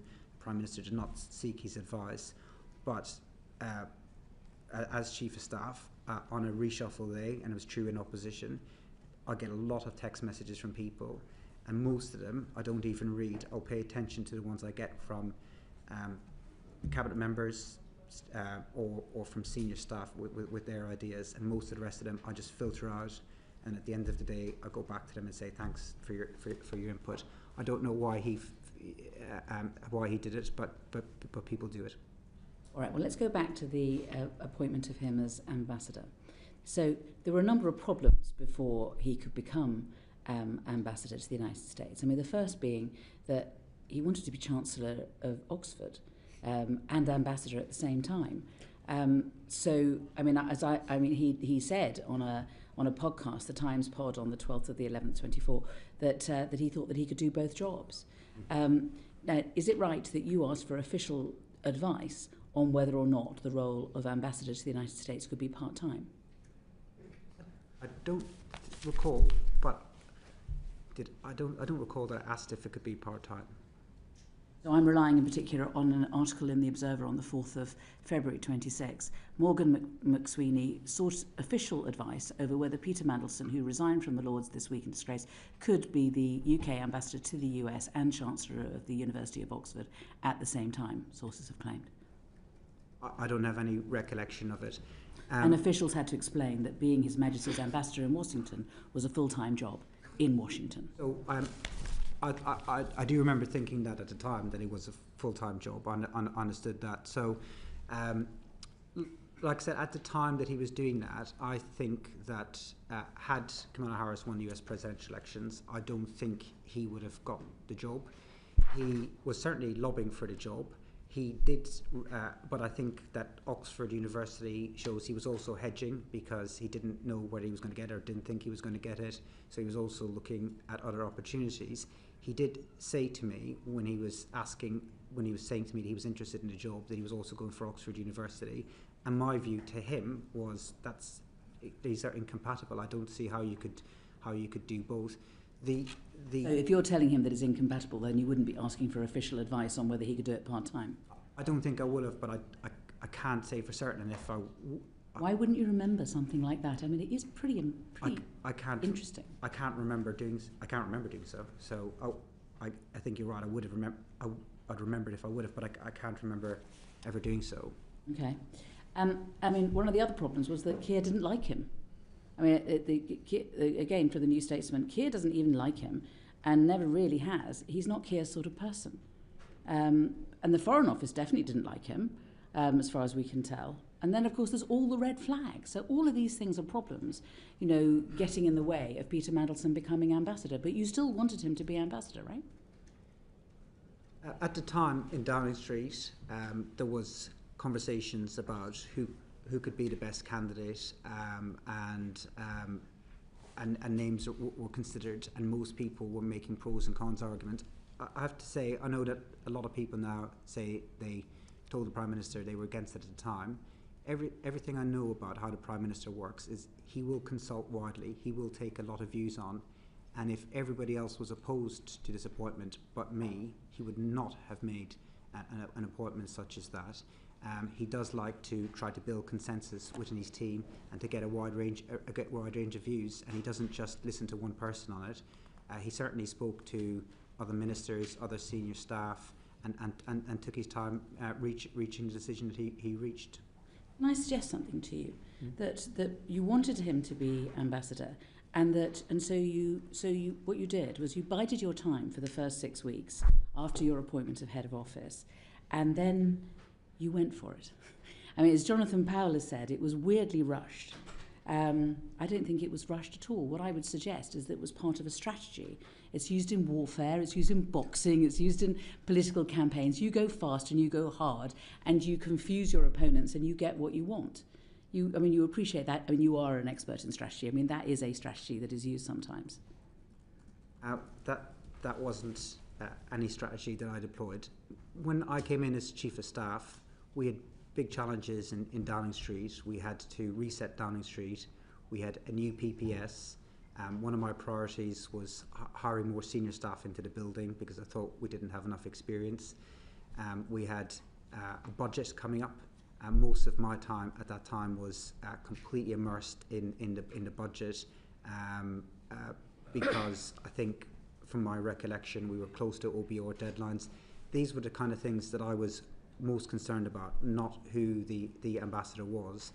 When there wasn't detailed discussions that I remember ahead of the election because we were waiting to see who was going to be elected. So Trump is elected on the 5th of November. Yeah. And what I would suggest is that on the 27th of November, when Mandelson has not been elected as Chancellor for Oxford, it was at that point that matters began. And that so you had between the 27th of November and the 4th of December when the due diligence started. So it's very quickly after Mandelson is available as a candidate, we're doing due diligence. And we did due diligence not just for Peter Mandelson, but for another candidate at least as well. Is that Yes. right? Yes. And then we've got in between the 4th of December of due diligence being done and the 11th of December. And on the 11th of December, according to one of the box notes that we've seen, Mandelson's now the leading candidate. So what happened between the 4th of December and the 11th of December for Mandelson to become the lead candidate? What happened in early December? So I would disagree a little bit with the sequence of events. Before a consideration was given to who should be the political appointment, the first thing that had to happen was the Prime Minister himself had to decide did he want a political appointment or did he want to go ahead with a civil service appointment. I didn't write into that box note, I think... Neither did the Prime Minister. Well, I can't speak for what he wrote and didn't wrote. I can speak... You're in charge of his office. There's no note at any stage of, as far as we understand it, unless something, we're about to get something, of the Prime Minister making a decision that he wanted to have a political appointment. There's no note of that, or the thought process in relation to that. And then there's no note, oh, actually, I've now thought about it, I want Peter Mandelson. There's no note from the Prime Minister on that either. So if I take each one of these decisions separately, the first decision he had to make was did he want a political appointment or not?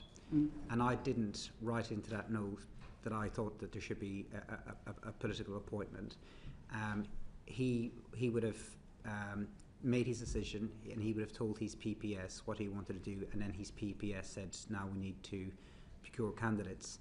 So he could have gone in a different direction at that point, and that would have been the end of it, and we'd have gone ahead with appointing a civil servant as ambassador. So he could have gone in a different direction. I didn't have any strong disagreements with anyone in number 10 that I can recall. Like everyone else, I could see there was pros and cons in the appointment, and I worried that it would go wrong. So I didn't try to push anything through. We procured two strong candidates for him. One was Mandelson, and the other was George Osborne, the former Chancellor of the Exchequer, who I'd met as part of it. And my view was that we had, and I said to the Prime Minister, you have two appointable candidates. Others agreed that there was two appointable candidates. I can't recall anyone saying that Mandelson was not appointable.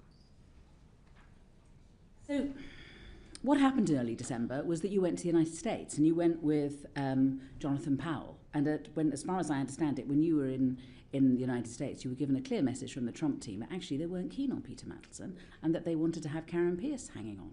So, I mean, did you tell the Prime Minister that? And is there a note of you telling the Prime Minister that? So it's half right. So this is Politico, the 20th of the 3rd, 26th. They didn't talk to me about Mandelson.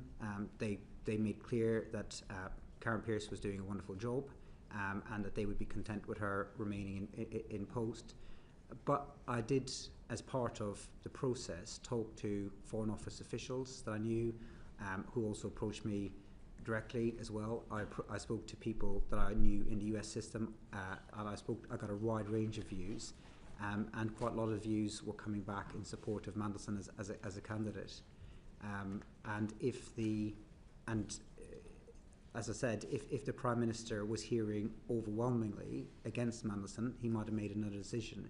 But he was getting a lot of views at the time. He was listening to people. He does listen to his senior staff. He does listen to his ministers before we reach a decision. So I think if it was just me arguing for it, I don't think he'd have made that appointment. So we've got that, and we've also, of course, got all the stuff that's come out of the due diligence. And on the box note that I've been referring to on the 11th of the 12th, it says, Chief of Staff has discussed candidates with you, with the lead candidate being Peter Mandelson. So here he is, he's now lead candidate. So how did you manage to persuade the Prime Minister that he should be the lead candidate, given what you'd heard in America, and given what was in the due diligence? So What I'd heard in America is mixed views. There were some people I spoke to there that You've told us that. that said that Mandelson was a strong candidate. My view is that he was the lead candidate because of his experience as an EU trade commissioner and the political skills that I thought he could bring to the table. No, because it's not your opinion that's important. It's the Chief of Staff has discussed candidates with you, with the lead candidate being Peter Mandelson. I mean, it is supposed to be the Prime Minister's decision, not your decision. Yes. It's a Prime Minister's decision. And the Chief of Staff has discussed Peter's relationship with Jeffrey Epstein, which we will go through with you, but your Director of Communications is satisfied with his responses to questions about contact. Do you think it's appropriate when doing due diligence for you as a friend of Peter Mandelson to speak to the Prime Minister and for his responses to be measured by another friend of Peter Mandelson, Matthew Doyle? And for that information to be put before the Prime Minister as a basis upon which they can make a decision. So I agree, and I think that when I look back on it, I certainly think it would have been much better if I'd asked Pet to ask those follow-up questions. I guess my thinking at the time was I'd put follow-up questions to him in writing, and that if a senior member of staff did that he would feel more obligated to give the truth and the full truth. I didn't feel that I got that back from him, but it wasn't my decision. It was the Prime Minister's decision, and he saw the DV as part of that decision. And so between the 11th of December, when Mandelson's the lead candidate, and writing to the King and telling the King that, advising the King that this should be the candidate, what happens? Is there a decision made at that point that Peter Mandelson should be the ambassador? And where is the note to show that the decision was made and how the decision was made? So I tried to get the times as best as I possibly could and dates, but you have to forgive me a bit because I don't have access to my number 10 diary or the Prime Minister's diary. So if I make a mistake, it's not intentional. No, it's fine. So I'll try to give you as best as I can. So I think three things worth saying. The Prime Minister will be talking to people at that time, saying, what do you think? Everyone will be giving him pros and cons. That's for sure. He will take a view based on a rounded view. Then the last meeting I recall, where he said, this is the direction I want to go in, was with an independent Jonathan Powell and me and him. And then after that, and it might have been the same day or the day before, is when an independent wrote to Philip Barton to say the Prime Minister would like to make a political decision. So that was the last meeting that he had. And in that meeting, he would have conducted that meeting the way he always does, which is to make sure everyone in the room has their view. And then what date did you say this was? I've missed it. This would have been either on the day or the day before, or a few days before an independent wrote officially to Philip Barton.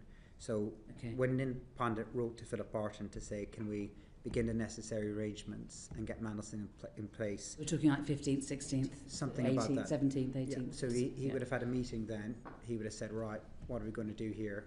Let me get your views. Okay. And then he'd have said, we're going to go with Mandelson. Okay. During those 7 days, was there an agreement between the Prime Minister, between you, that what you should do is tell the King, tell the incoming President, announce the fanfare, but all of it always knowing that it would depend on his vetting? And would it be whether it was so during when this meeting was happening? Is it like, well, we're going to do this, and we're going to do this, and we're going to do this, but obviously it's all dependent on vetting? So I wasn't involved in any decisions about when to tell the King. I'm not aware of those processes or when the appropriate time to talk to the King or communicate with the King about all of this. I don't think that we discussed that at the time, and I know Simon Case's letter has come out subsequently. I didn't see Simon Case's letter at the time, or I don't recall seeing it. I think it was directly to the Prime Minister rather than to me. But it makes sense, doesn't it? I mean, you can't appoint somebody, let alone Peter Mandelson, without vetting him first. So it didn't jump out as a problem to me at the time. Even after the due diligence? even after the due diligence. And the reason why it didn't jump out to me, we had around about the same time, and again I can't remember the dates, around about the same time we made a political appointment for National Security Advisor in Jonathan Powell, and as far as I remember we appointed him and then we began the DV. I was appointed before I began the DV work, and that's what tends to happen. If he had then failed, then we wouldn't have sent him to DC. So it didn't occur to me to ask, because that's how I saw the practice has been put in place. I think the Prime Minister is right in saying that that shouldn't happen, and I think that he's now made a decision that won't happen again in the future. But there has As a strategy man, don't you think it's a bit odd? Let's at least look at it this way. It's a bit odd to, essentially, what you've done is you've briefed the press, you've told the King, you've told the incoming President, he started being paid, he's got his pass, all of these sort of things have happened, and then you do the due diligence. So at that point, due diligence had said, no, sorry, really, too risky, can't do this, and he'd... Imagine the storm. Sorry, no, due diligence had been done. DV. Sorry. DV. You're absolutely right. You're absolutely right. So yeah, it would have been very embarrassing for us. But can I just play an alternative kind of scenario? So at the time, it didn't jump out to me as a problem. We appointed, as I said, I got appointed before I completed all my necessary work. Jonathan Powell got appointed too before the necessary work. If Mandelson's DV had been a problem, it would have been an embarrassment for us. It would have been a much bigger problem for him. But there's an alternative scenario, which is that we had, say, we're going to do DV before we talk to the palace or before we talk to the US administration. The chances of, unfortunately, the chances in government of there being a leak anyway would have been a problem. Either way, if your lead candidate fails DV, it is embarrassing, but it's far preferable to pull that candidate at that point than to go any further. If that happens to your candidate and your candidate blows up and you have to pull them out, that's what happens. It's embarrassing to us. It would have been worse for him. But at the time, nobody said to me, hang on, before you announce anything at all, make sure that we do this DV first. Of course, if somebody had, I wouldn't have questioned it. I would have, but at the time, the agenda was that he is offered the job on the 20th, and he's supposed to be in Washington on the 20th of January. So that's just a month, and during that month, there's Christmas and there's New Year. I mean, all I'm suggesting is that this was part of a deliberate strategy to push this as fast as it could be in order to ensure that people could not raise any objections in the circumstances, because there simply wasn't time. No, I don't agree with that at all. If there was problems with his DV, we'd have pulled them. If we'd been told that he couldn't get the necessary security clearance, I've no doubt the Prime Minister would have pulled them. I mean, in the event, the Foreign Office couldn't complete the work until after the inauguration, but the timetable was being set by the US political calendar. We wanted to wait until after the US presidential election to work out who the candidate should be, and we did want the candidate in place by the inauguration. But it wasn't a big deal that he wasn't in place by the inauguration. He was in place, I think it was about 3 weeks later. This is my last question. So do you think that when the chance came for you to give Peter Mandelson his last job, you stopped thinking about what was best for the government? Really, you stopped thinking about what was best for the country. And you just thought, I want to give this job, this great job, to one of my heroes. And it became an obsession. And it may be that the Prime Minister can be criticised for giving you this leeway, but it was a leeway that you abused. And you stopped thinking strategically. You closed your eyes to the risks. You didn't consult the necessary people, the Prime Minister, the Foreign Secretary. You railroaded this through as fast as you could before anyone could realise what had hit them. I don't think that's true. I certainly spoke to the Foreign Secretary a number of times. I have then Foreign Secretary, I have a very good relationship with the Deputy Prime Minister. I've known him for very, very many years. And I would certainly have spoken to him extensively at the time. I don't regard Mandelson as a hero. I think that's an exaggeration of the kind of relationship that I had with him. In every advice that I gave to the Prime Minister, hand on heart, I thought I was operating with a motive in a national interest. In politics, you over decades, you know a lot of people. I've had to, in 20 years in politics, I've had to fire friends from jobs. I've had to turn people down who were desperate for jobs, who were closer friends of mine than Mandelson, who really wanted jobs in Number 10, or people who thought they were going to be ministers, because I've always tried to operate in national interest. The amount of times I've had friends come in and see me, or phone me who were really angry at me because they didn't get the job that they wanted to get. That's what politics is. You have to try and always operate in the national interests. Of course, you know people, and then you make judgments that in this case turned out to be wrong, incorrectly. I completely accept that, but it was this was not some hero I was trying to get a job for. I thought that his skills as an EU Commissioner would help us to get the trade deal that I think the country needed, because we were very, very exposed after Brexit, and getting that trade deal right was very important. I thought he had the skills to do it. I made the wrong judgment. I completely accept that, but my motive was always in the national interest. Afri, you want to do a follow-up, and then I'm going to Sir John. Is that right? I had a few follow-ups. Oh, well, I'll go to Sir John first, and then I'll go to you, if that's all right. Thank you, Chair. Can I just be clear? The Prime Minister had decided that he wished to make a political appointment. Was it you who first said, Prime Minister, I've got the perfect candidate, Peter Mandelson? I think the first person who put Mandelson's name forward was Mandelson. Directly to the Prime Minister, I want the job? Or I think he talked, I don't know if he spoke to him. I think he talked to a lot of people, making it clear that he was interested in the job, including, I'm sure, possibly even members of the press. But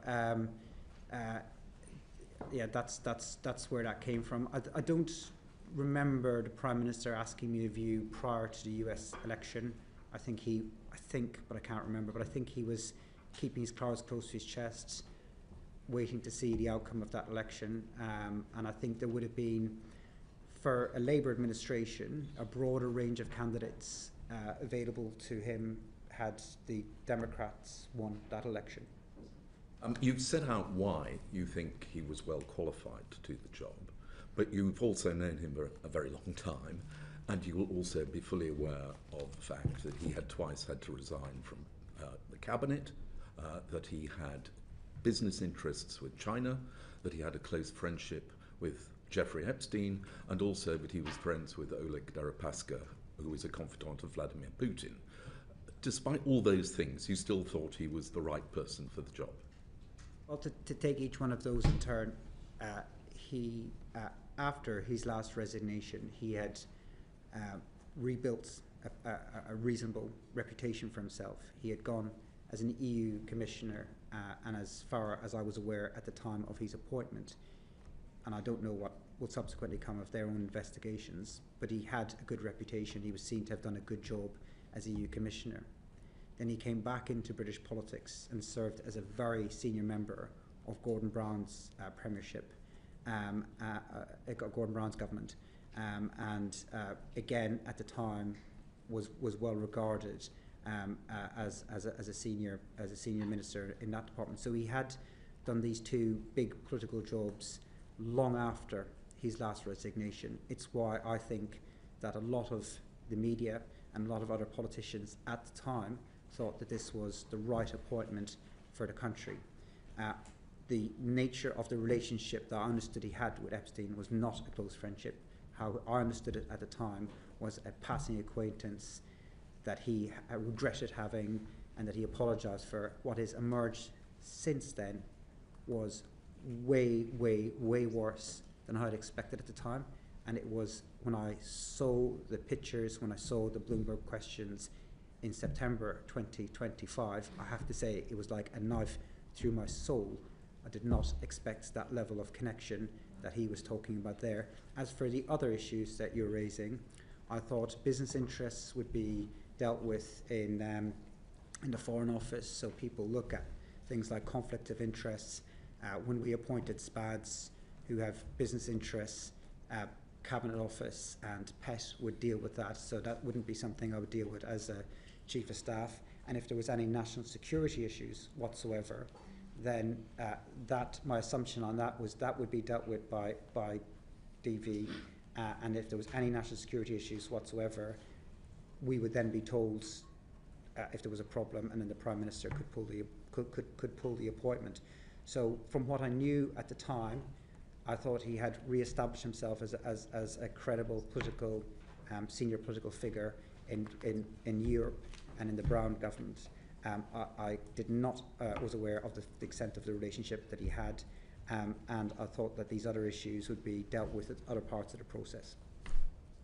Your discovery of the closeness of his relationship, you say, was a knife to the heart. But the box note says that you discussed with Peter Mandelson his relationship with Epstein, and that you then discovered as a result of that conversation, for instance, the fact that he stayed in the flat belonging to Jeffrey Epstein after Epstein had been convicted for paedophile offences. That wasn't a discovery that I made. Did you advise the Prime Minister of that? No, that was in the DV form that was from DV? So, no, beg your pardon, you're right, a due diligence form from PET. I wrote to Mandelson after the DD to understand from him in writing what his position was on these issues. That email that I sent to Mandelson and his responses from that, the Met Police are using as part of their investigation. When I was in number 10, I was told that we couldn't share either the questions or the answers to those questions or the email itself with the media or as part of the humble address process until the police were finished with it, because they said it would interfere with their investigation. And so I've stuck to that since I've left Downing Street too. But in your conversation with the Prime Minister about Peter Mandelson's relationship with Epstein, the subject of Mandelson staying in Epstein's flat after the conviction, that was part of the conversation. It's hard to answer that directly without saying what was in the contents of the emails. But my understanding at the time, which I could maybe say about what my understanding was from hearing him talk about it and listening to his friends. My understanding at the time was that his relationship was a passing acquaintance that he knew through somebody else, that the way of he's describing it was that he realised that it was a mistake, he deeply regretted it, he broke it off many years before. He wasn't advocating for the guy or defending the guy in any way, and you take all of these things into consideration.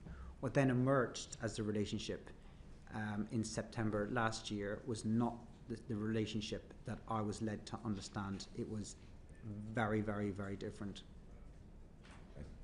Can I ask about the two notes that went to the Prime Minister from the private office about the appointment? In each case, they've been released under the humble address process. They are completely blank other than the submission. There is no comment. The Prime Minister has not indicated any view. Now, I've worked in Downing Street, and box notes go up and they come back down with a comment. It may only be a tick, but there is something to indicate that the Prime Minister has taken a decision. In this case, there is nothing to indicate that the Prime Minister has taken a decision. Why not? I can't answer the question. So the box notes usually come back into the civil service, and then I get informed what the decision is. He may, and sometimes he did do it verbally, but I can't answer why there wasn't anything in the box. So I would make submissions into the box the same as the other special advisors. They would be collated by his PPS, then they would go to the Prime Minister, and then the Prime Minister would send it back through the system. I didn't ask to see the box note. I would sometimes ask to see a box note if I was unsure what the decision was, or if I wanted to understand a bit more about his thinking. But generally speaking, I just took whatever the civil service said. But I don't know why he didn't tick. Maybe he spoke to his team. Well, that's the alternative, that he didn't indicate in writing. He said, I would like to have a meeting to discuss this. But if such a meeting took place, there would be a record of it, and there is no record that has been released. Again, I can't answer as to why that was. I wasn't the person who was keeping records.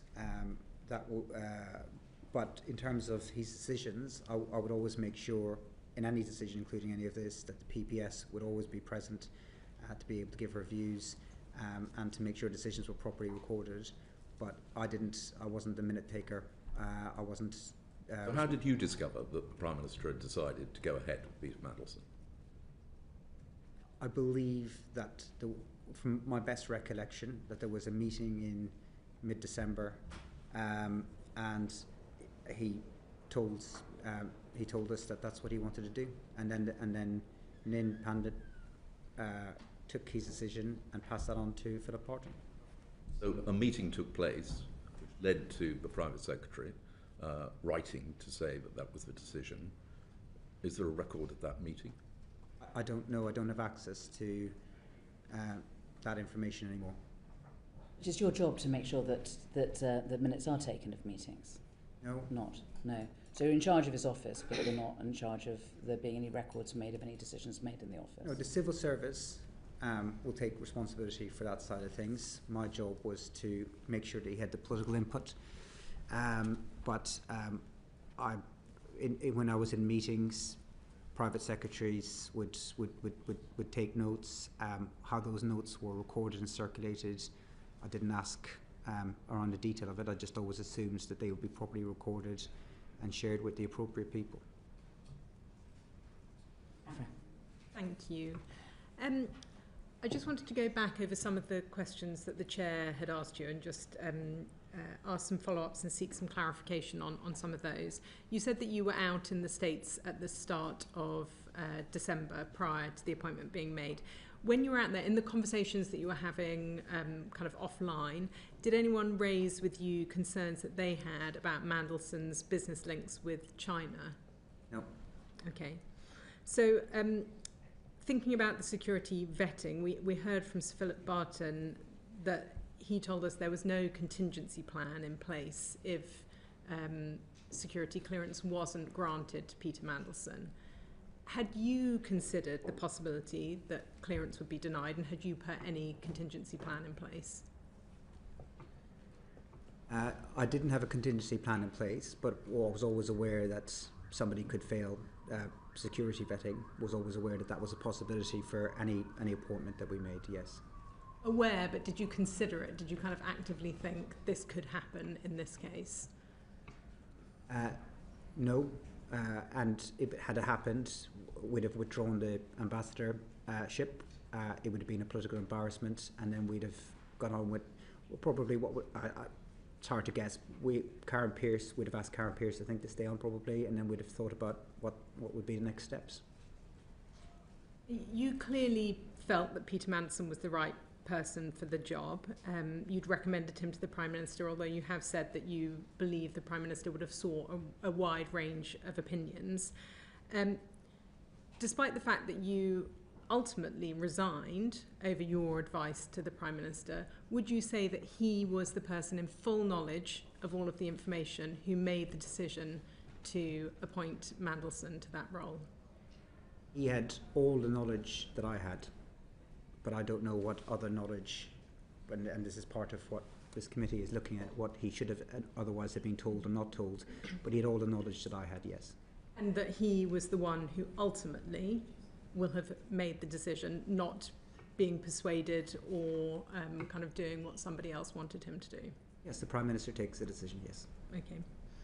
So Sir Oliver Robbins, who obviously is the former Permanent Under-Secretary at the Foreign Office, he has now lost his job. And the PM said when he was asked that he didn't accept the explanation as to why he overruled the verdict of security vetters, and that's why he sacked him. Do you think somebody should be sacked for an error of judgment?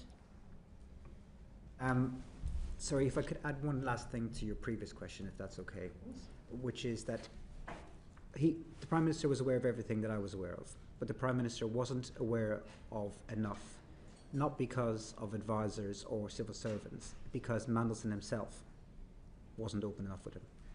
And that really is the big problem in all of this. Had Mandelson said this is everything and defended himself on the truth, I don't think that he'd have come close to being appointed.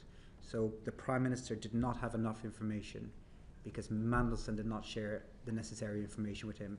He had ample opportunity to do so and did not. And that is where, above all else, that is where this was let down. If he had been honest, like any other person, and the thing that I always thought about Mandelson was I thought he cared about his party and he loved his country. So I banked that he would at least be honest with his Prime Minister in such a post, and I think that's where really it was let down. So I don't think that the Prime Minister had all the necessary information to make the decision.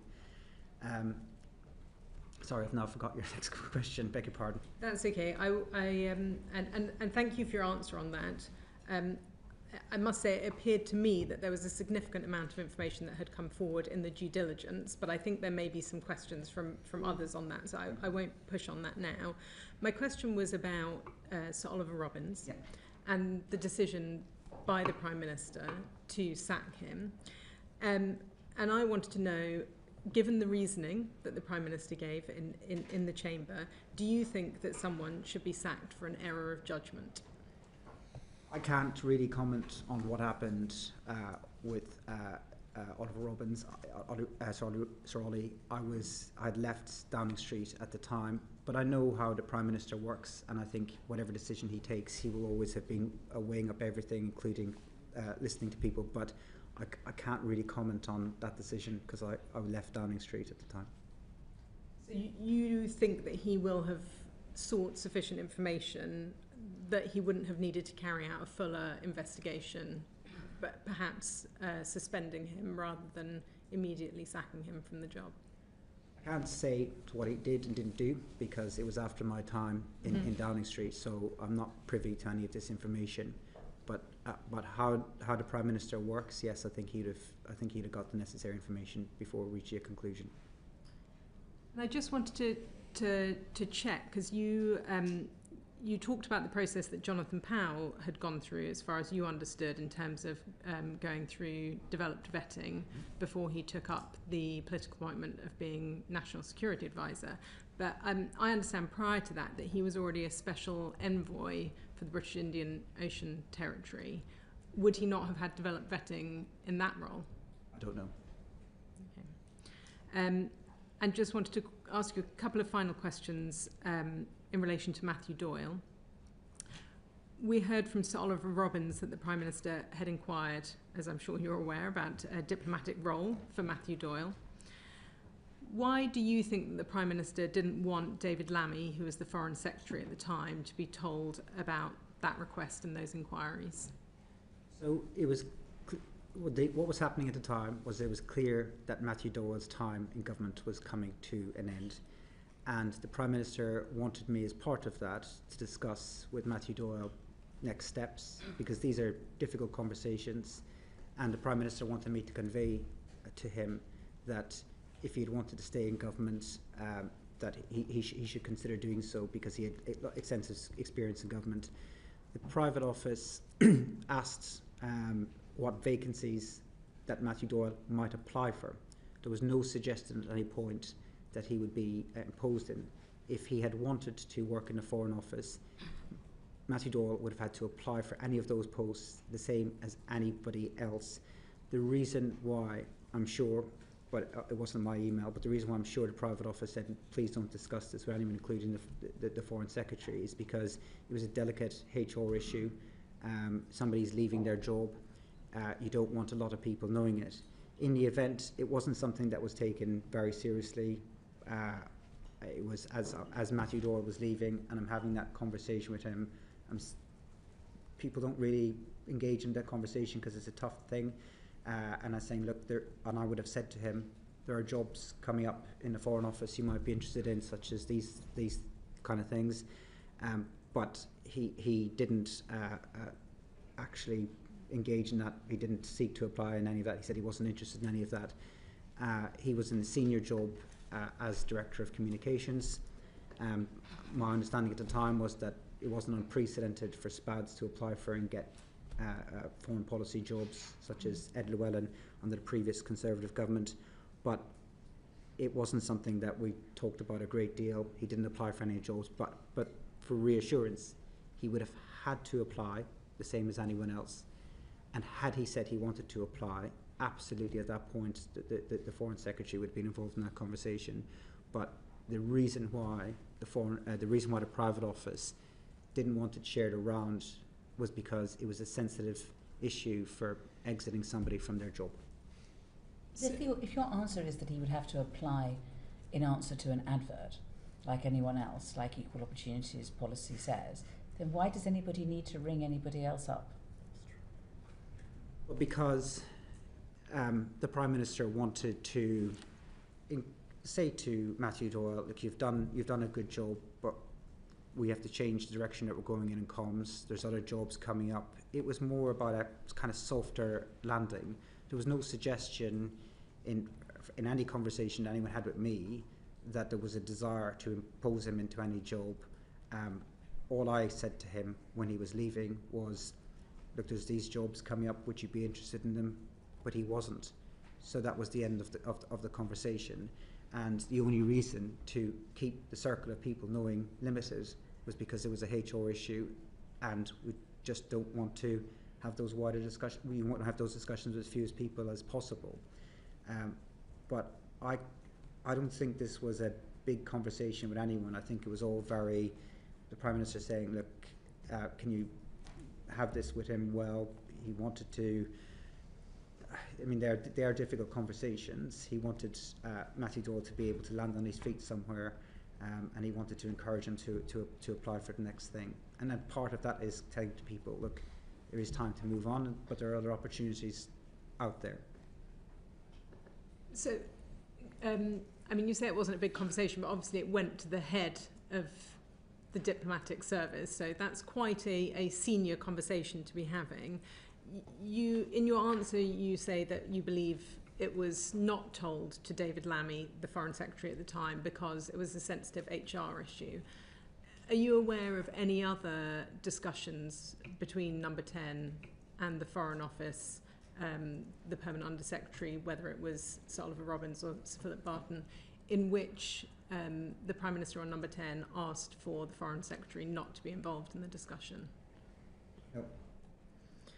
And would you say, how involved would you say that the Foreign Secretary was at the time in that decision to appoint Mandelson as the ambassador? He certainly would have had several conversations with the Prime Minister. I had conversations with him. I don't know who else he had conversations with. He was fine about it, wasn't he? Nobody was fine about it.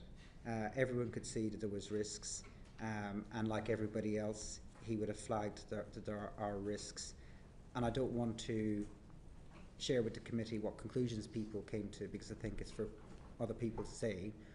You were there. I mean, you were there. There's no notes, you know. So we're just trying to understand how these decisions are made. They've got the Foreign Secretary. Here he is at a meeting. We're discussing whether or not Britain should send Peter Mandelson as ambassador to Washington. I don't see what's wrong with you telling us whether the Prime Minister, whether the Foreign Secretary thought it was a good idea or not. Because I can't remember precisely what people said, and like. Don't tell us word for word. Just okay. Like, did he say, "Okay, yes, let's do it," or did he say, "Actually, I've got reservations"? Like everybody else, he could see that there was cons and risks, and like everybody else, he would have seen. I had reservations too. Like everybody else, he would have had reservations. He'd have discussed them iteratively with the Prime Minister. The Prime Minister would have taken the Foreign Secretary's views very seriously. He is somebody who he's close to politically. He obviously appointed him afterwards as Deputy Prime Minister in that reshuffle you were asking about earlier. So he was somebody who he was the then Foreign Secretary. I'm getting the terms right. The current Deputy Prime Minister is somebody who the Prime Minister is close to, would have got his views. He would have also got his views of senior staff and other ministers, and the Prime Minister would not have dismissed any of those people's views, and would have taken them in the round before making a final decision. Okay, let me try one more time. Sorry. Did the Foreign Secretary say, "I think this is a bad idea"? Not to me. Okay. Edward. just wanted to go back quickly to your presentation of the conversation with Matthew Doyle, that in fact, if there were upcoming posts, ambassadorial posts in the Foreign Office, then he should consider applying for them.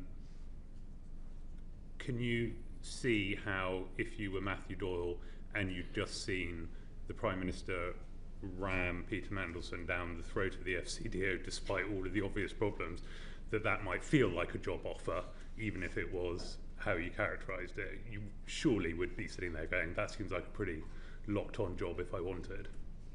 I don't think that the Prime Minister conducted himself in the way that you were suggesting. He was told by the Cabinet Secretary that he was allowed to make a political appointment, and he made his political decision about who he thought the candidate should be. It's then for the machine to implement the Prime Minister's decision. Sorry, and certainly not the way I would have put it to Matthew Doyle when he was leaving.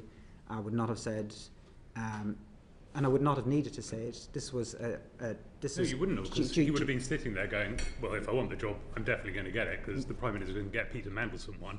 Certainly not. No. I certainly don't agree with that.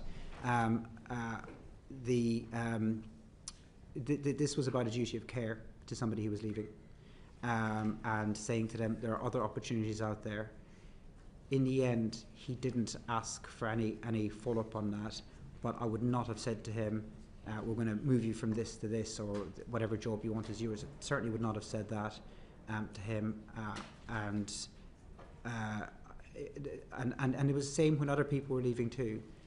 You would say to him, look, there might be other opportunities in the future. But have you heard the phrase "jobs for the boys"?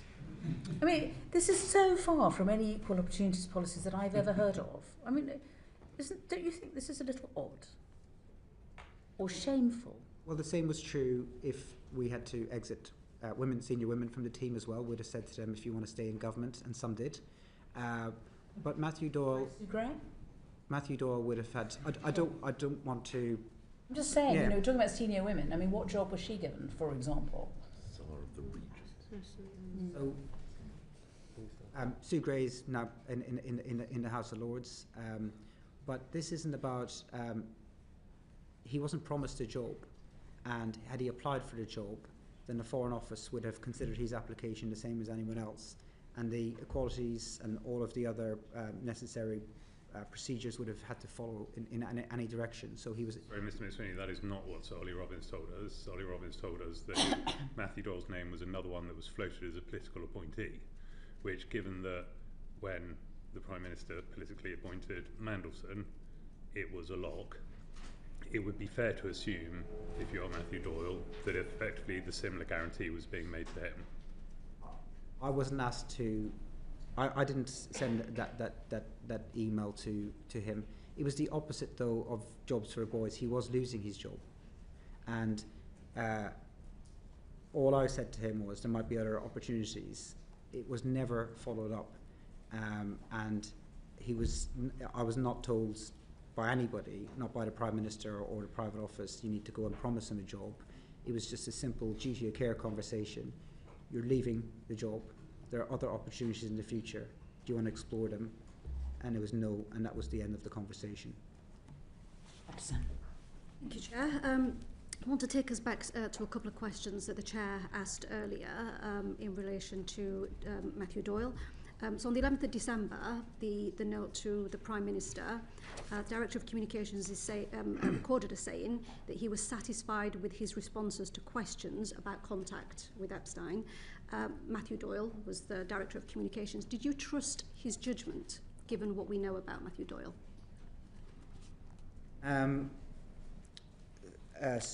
Trust his judgment, given what we know, beg your pardon. Do you trust Matthew Doyle's judgment in relation to that particular, that he was satisfied with his responses to questions in relation to his contact, Mandelson's contact with Epstein? So Matthew Doyle submitted his view into the Prime Minister, and it would be for the Prime Minister to decide whether he took that view on board or decided not to take the view on board. In terms of what I did, was I gave the answers or ran through the answers with the Prime Minister, but I didn't put a lot of weight on my own judgment on what Matthew Doyle thought at the time.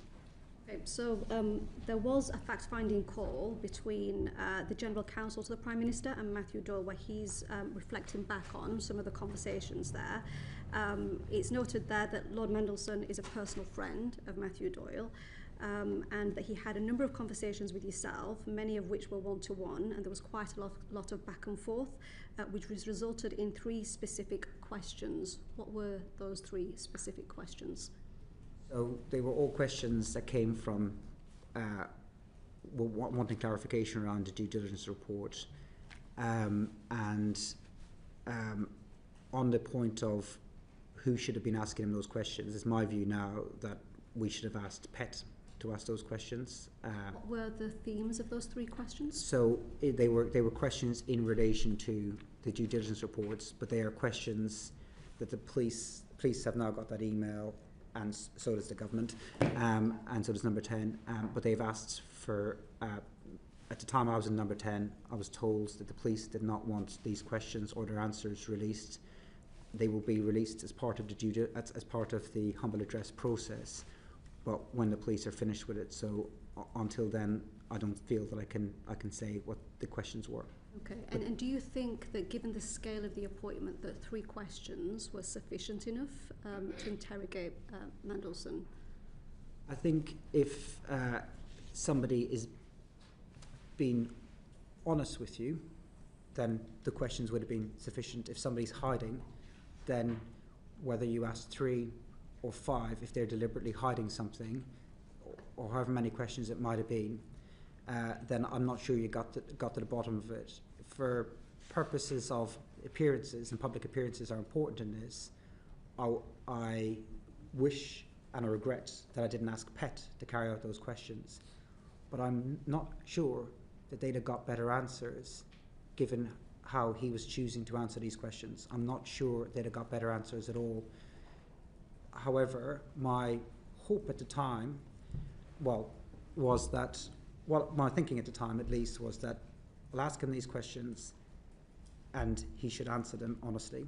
If he doesn't answer them honestly, I don't have investigatory powers, and neither would PET. But there was 2 other mechanisms that I thought might catch a problem. One was he had been such a public figure for so long and had media scrutiny, actually worked for the media, that if there was anything where he had said something to me that the media later uncovered, then there would be gaps. I also thought that DV would expose if there was any further risks. So I thought those were the other next steps where there was some safeguards in place. But if somebody isn't fully truthful about the questions they answer, then if there was been a different person asking it, or if they'd asked more questions, I'm not sure. It's hard to tell. We don't know. But with hindsight, I wish that I'd asked PET to ask those questions. Okay, Did you put those questions in writing? Yeah. Is your evidence that you put those questions in writing because you thought Mendelssohn was more obligated to tell the truth if he had to write it down? Yeah, and I had a record as well. So does that mean that you advised the Prime Minister that you didn't think that Mendelssohn had told you the full truth about Epstein? No, I didn't say that to him. Or did you say, that the Prime Minister thought, well, if there's a serious problem, the DV will pick it up? No, I didn't say there's a serious problem. The DV will pick it up. No. Okay, but I mean, either you thought that Mendelssohn was lying to you about Epstein, and presumably you told the Prime Minister that, or you thought, well, or the Prime Minister thought, well, okay, he's lied, but let's make sure, but the DV will pick it up, so that'll cover us at that point. No, I thought he had told the truth. I thought if he had written to me and set it out the way he did, that he'd have told the truth. That was a mistake. Right, so he'd lied before and then he told the truth when he wrote it. I thought I didn't think he had lied. I thought he had told the truth, and I thought, and that was the basis of which I thought we were going ahead. But I also thought, if I was wrong, if he had been lying, I thought he told the truth, and that's why I thought we should proceed. But I thought if I was wrong, and he had been lying, that might be picked up at DV. And whatever he wrote, he essentially assured you that it was that any allegations about him staying at Epstein's house once Epstein was in jail was all fine. Again, I don't think I can share the contents of the emails and the questions and his answers, but when he wrote back to me, I assumed wrongly that he was telling me the truth. Okay, so going on to another fact-finding call, this time with Jonathan Powell. He's recorded as saying that he raised concerns directly with yourself in relation to the reputation of Mandelson. You responded back to him saying that the issues had been addressed. What issues had been addressed? I don't recall that conversation. Like everyone else, Jonathan Powell was saying that there was pros and cons, but I don't recall that conversation. You don't recall any issues being addressed? No. Okay. So I'll take us now to areas of conflict of interest in the due diligence checklist. So you said earlier that nothing jumped out at the due diligence stage and that you weren't aware of the extent of the problem. Did you look at the due diligence checklist in detail that was provided? So things jumped out as a problem, but nothing jumped out as me a problem in the regards that we hadn't done the DV yet. So I assumed the DV process would happen following the Prime Minister's decision. It didn't jump out at me that it was public, that that's who the Prime Minister's preferred candidate was before we did the DV. On regards conflict of interests, my assumption was that would be picked up with the Foreign Office when he was being employed, because when we had SPADs appointed who had business interests, that would be picked up by the Cabinet Office and not dealt with at a political level. Okay, so in the due diligence checklist under professional financial relationships, it says that the retained role and interest in Global Counsel would have to cease, come to an end. Did you make sure that that took place, or at any point did you question that? I left all that to the Foreign Office because that's not my skill set or expertise. I wouldn't know how to even manage that. Okay, and then in relation to reputational risks, so again, earlier you referenced that nothing jumped out at the due diligence stage. Did you have the chance to read the 2019 report commissioned by JP Morgan? Sorry, just again, it did jump out at me this was a problem. What didn't jump out as a problem was that we had yet to do DV. So I can't recall reading it, no, but I recall thinking this is a problem and we need to ask some follow-up questions. Okay, so questions were asked in relation to the JP Morgan report, but not enough to cause serious concern. It wasn't the volume of questions. I don't think that was a problem. It was the nature of the answers and the lack of honesty. Did you see, have you read the emails between Mandelson and Epstein in the JP Morgan report? I can't recall reading them. Okay, I will reference some of them where Epstein says, was Peter helpful? These are all in the public domain and were from 2019. Was Peter helpful in relation to the intention to sell a government asset? Epstein emailing Mandelson saying, I like to see my suggestions come to fruition. In 2010, Mandelson shares the guest list for an event he's speaking at in Shanghai. Another email from 2010, Mandelson emails about Russian businesses. Were none of these emails brought to your attention as a serious red flag? No. Okay. So if these were not part of the due diligence process, did the Prime Minister have any understanding of the depth of concern that was raised in the report, the JP Morgan report? So he read the due diligence file. I don't know precisely what his overall views on it were.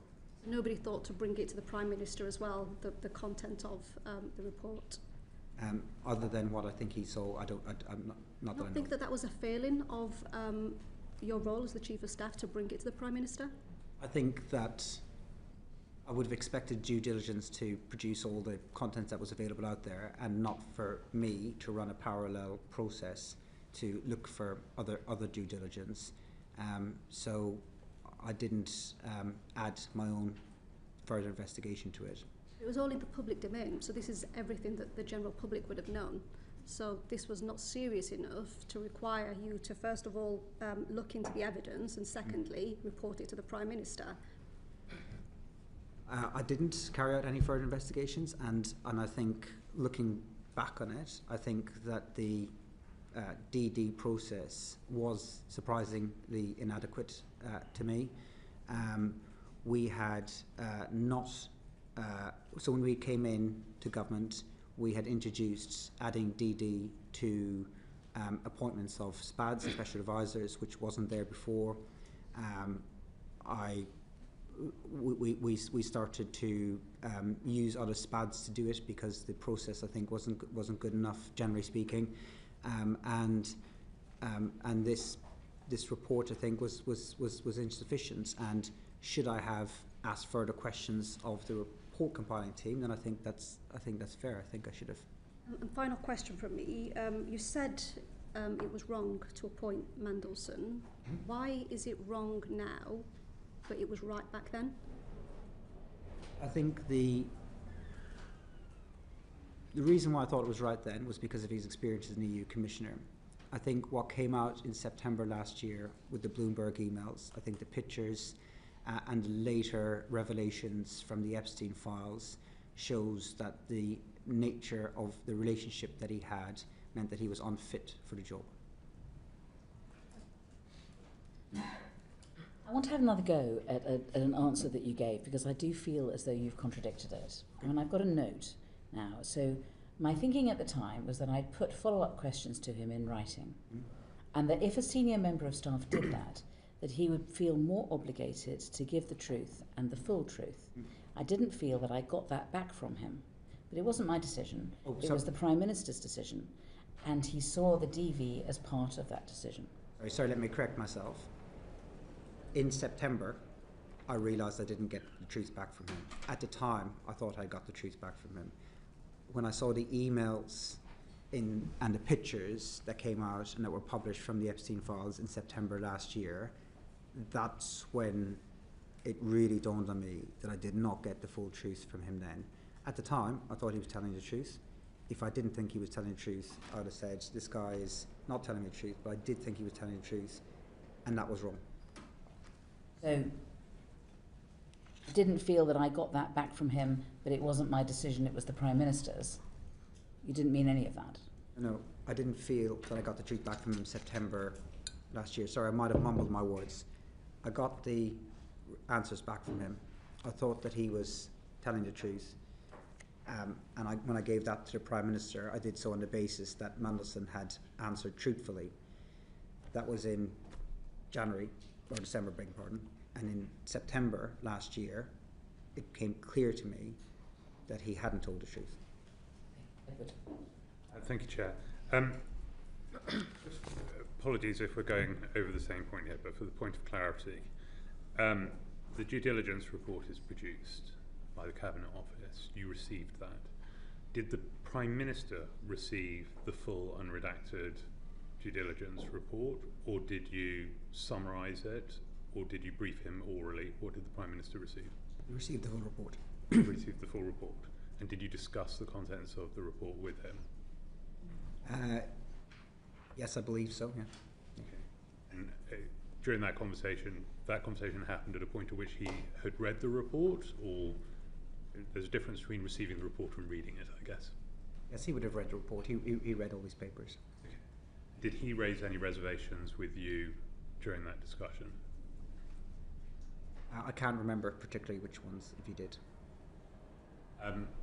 You wrote some clarification emails to Peter Mandelson, received those replies. Did those responses go to the Prime Minister? Yes. And did you discuss those responses with him? Yes, we would discuss those responses with him, and again, he would have considered them in a round. Okay. So he didn't. Did he express any reservations at that point about the appointment of Peter Mandelson? I can't remember what he said. You've talked about there being pros and cons to the appointment of Peter Mandelson. When you said you spoke to Jonathan Powell, you said that he raised pros and cons. When you spoke to David Lammy, he raised pros and cons. I'm just wondering, outside of Peter Mandelson himself, is there anyone who wasn't raising any cons? Is there any out-and-out advocates for Peter? No, but the same is true of quite a lot of appointments. What, the People have cons. I guess I'm going back to what you said earlier, which is that the Prime Minister talks to lots of people before coming to the decision himself, but so far everyone you've listed seems to be on the fence as to whether or not Peter Mandelson was a good appointment or worth the risk. I'm just wondering how you get to the point where you've got two candidates, and this is not to speak to the appropriateness of George Osborne in any way, shape or form, but you've got two candidates, one of whom absolutely everyone you speak to says, well, it's a coin toss on that one. So how does that end up being the candidate? So what I haven't said is what each individual person conclusion they came to, in part because I don't remember precisely and I don't want to unfairly represent anyone else's views. Not only would people have said, I think there are pros and cons, but they'd have said, and this is what I think we should do. And the Prime Minister would have got a range of views. And he would have concluded based on the range of views which way he's going to go to. He would not have put up with people saying on the one hand and then on the other, so I'm going to sit on the fence. He'd have said, well, what's your view? What do you think we should do? And then he'd have got all those views and reached a decision. In the aftermath, I understand why people are mostly focusing on the cons that are raised, but I can tell you that there is no way the Prime Minister would just accept one person's view as being pro a candidate if everyone else had been against it. I think even if it had been you. Even if it had been me, yeah, absolutely, yeah. The Prime Minister has his own mind. He reaches his own decisions. Sometimes he takes advice from me and will go with it, and sometimes when I was there, he didn't. And all these other people that you're talking about are a close confidence to the Prime Minister, people who he's judgment, who he trusts and respects. People like Jonathan Powell, people like David Lammy, these are senior staff that he has in number 10. These are people who he takes very, very seriously. And sometimes as an advisor, you make advice and the Prime Minister goes with you. And that's what happened this time, and I'm taking responsibility for that advice. There was other times where I'd say, I think we should go in this direction. And the Prime Minister would say, no, I've got a different view, I've got a different candidate, or I don't like your candidate, and he goes in a different direction. In a situation where I want to go in one direction and senior cabinet members want to go in another direction, he's more likely to weight it with those cabinet members. So it depends on each individual situation. But Keir Starmer's not somebody who just takes one person's view before going with it. He is a considerate Prime Minister. He takes on views. He respects the views of people like the current Deputy Prime Minister, the current National Security Advisor, and his senior staff. And he would have taken those views very, very seriously. Yeah, thanks, Chair. Richard. Thank you, Chair, and thank you, Mr McSweeney, for coming before the committee today. I'd like to ask a few questions about communication between Number 10 and the Foreign Office. It was rumoured last summer, last autumn, that the communication between yourself and Sir Ollie Robbins was assertive, emphatic, sweary even, and you've denied that. How did you communicate to the FCDO the desire from Number 10 to speed up the approval of Mandelson's developed vetting? Thank you, and I'm glad to have the opportunity to answer this. I'm firstly very, very grateful to Sir Philip Barton for what he said about this swearing rumour. It is something that has caused me a great deal of stress for a number of months. I don't know why people do this in politics, put around untrue rumours. They phone lots of journalists. Those journalists then phone lots of politicians. That's how rumours get around. It is very, very corrosive. It's damaging for people's reputation, and a lot of people in Number 10 get that, and I think it's unfair for staff who can't speak for themselves. I'm grateful as well to the journalists, the vast majority of whom never covered that story because it wasn't true, and I'm so glad that Sir Philip Barton said today that I did not phone him, that he has no recollection of me swearing at him, and I have no recollection of swearing at him either. I denied it when I was repeatedly asked about it by journalists. Most journalists did not touch the story and showed a lot of integrity on that, and I think it's one of the most corrosive things that happens in politics. So I'm glad I got the chance to set the record straight. I did not swear at Sir Philip Barton. I did not swear at Sir Ollie Robbins either. And in his testimony, he said that I didn't call him, I didn't text him, I didn't email him. So I was not talking to Sir Ollie Robbins about this issue. And I have to say that because of what's happened, we're rightly all focusing on precisely what happened with this appointment. But I can tell you, in January 2025, this wasn't one of my most important issues. There was far more serious issues affecting the government and the country in January 2025 than the start date of an ambassador. That wasn't my priority at all. That wasn't the issue that kept me awake at night. And if I was talking to officials at all generally at that level, it wouldn't have been about this issue. What happens, I think it's important that we unpack this idea of pressure, because there's been a lot of conversation about it. There is pressure in government every day, and most of that pressure comes from within inside you. Every civil servant, minister and SPAD I worked with woke up every morning feeling pressure to make the country better, wanting to move faster. The challenges the country face are great. That's where the pressure comes from, and rightly so. And Number 10's job in all of this is to make sure that the Prime Minister's decisions are acted quickly. But there is a real difference between asking people to act at pace and asking people to lower standards. And we never did that. We never asked people to skip steps at any part of the process. I didn't speak to, I don't think I spoke to Ollie Robbins about the appointment or the start date. I think I had a conversation, at least one, maybe two, with Philip Barton, but it was on a wider Zoom call. As he said, it wasn't on a phone call, but it was all about, can we do this at pace, not can we do anything improper. And I mean, accepting the point that your communication wasn't directly with Sir Ollie, we know from Sir Ollie's testimony that there was communication from Number 10 to the Foreign Office, even if it didn't include you both individually. And so who in Number 10 was applying this pressure that Sir Ollie described? So the private office of Number 10 chased the appropriate department every day on decisions that the Prime Minister would have made. There would have been occasions where I'd have asked, where are we with this decision? But as a priority of Number 10 of our daily meetings, the start date of Mandelson was not something that was regularly on the agenda. It would have been sometimes. So what happens is the Prime Minister takes a decision, and then the private office will chase another private office. If it's a political issue, if there's a political barrier, then SPADs will chase SPADs, or occasionally it might elevate to talking to ministers about what's going on in the department.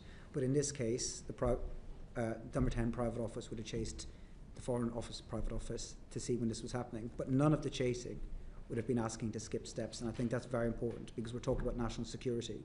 And every single person that I worked with in Number 10 took national security very, very seriously. Everyone there knew what was at stake with national security and would not have played hard and fast with national security. I just want to repeat back to you a couple of lines from Sir Ollie's testimony to this committee last week. He said, "My strong sense that there was an atmosphere of pressure and a certain dismissiveness about this DV process." And separately he said, "Throughout January, honestly, my office and the Foreign Secretary's office were under constant pressure." Do you refute that? Like I said, I'd like to unpack the two elements of pressure here. We're under pressure to try and get decisions implemented. Our preference in Number 10 was that Mandelson was in post for the inauguration. And we wanted him in post for the inauguration because there was an opportunity to get to meet the new incoming administration and other key figures in DC. In the event, the Foreign Office were unable to get him in post by then. He didn't start for 3 weeks later. So they couldn't deliver on that timetable, and it wasn't the end of the world for us. It wasn't a big deal. Our preference was the 20th of January. I believe he started in the 10th of February, sometime around then, 2 or 3 weeks later. So we didn't get the timetable that we wanted, but we wanted it to be done quickly. But I worry that this conversation that's happening, and it's right that it's happening because people need to understand what's happening, is bringing two things together that are completely separate. Yes, we wanted it done quickly, but at no point at any point in number 10 did I witness anyone being dismissive about DV or national security. That pressure around the timeline may have been misinterpreted as pressure for an outcome. So how would you reconcile the pressure that Sir Ollie described last week with the Prime Minister having stated at Prime Minister's questions last week that no pressure existed whatsoever in relation to this case? The Prime Minister was saying there was no question, there was no pressure in relation to vetting. I don't think I ever had a conversation with a senior official about anyone's vetting. As Ian Collard said in his letter, he didn't think it had any impact on the outcome of their vetting. I think there's a world of a difference between saying we want to go quicker and we want to be reckless. There's a world of a difference from saying to a taxi driver, I'm late for a plane, to can you break all the red lights and go speeding. There's a world of a difference between those things. One is proper, we want things done quickly. The people of this country should want, number 10, to say we want things done quickly. The other one is wholly improper. We want steps to be skipped. I mean, you're talking about red lights. I mean, the pressure put on civil servants, potentially, meant that they missed 2 red lights on the form, on page 10, the summary form, which said that they recommended that he didn't pass DV. I mean, according to Ollie Robbins, he didn't see it. According to Ian Collard, he didn't see it. So they both of them missed those red lights. And is it not because of pressure being put on them? That's not what either the testimony from Ollie Robbins or from Ian Collard's letter said. My understanding was he said that he does not assess that pressure affected the outcome. I thought that's what he said. But neither of them can talk. You're the one who raised red lights and cab drivers. Both of them missed the red lights. Both of them missed the green, orange, red. Neither of them can tell us that they saw those 2 things. It seems to me to be fairly clear evidence that the DV was making a fairly strong recommendation. And yet we hear both of them seem to think that it was a borderline case leaning towards not. Ollie made his assessment and would have carried out the processes the way he saw fit. I can't comment on how the DV process worked. I'm only learning about the DV process in real time, watching these interviews and watching this committee's work. What I can say is that nobody in number 10 ever thought it would be acceptable to skip steps. Yes, we want to move quickly, but that does not and should never involve making decisions that put national security at risk. I haven't seen anything in Sir Ollie's testimony or Ian Collard's letter that suggests that they did not follow proper procedures. They're saying they did follow proper procedures.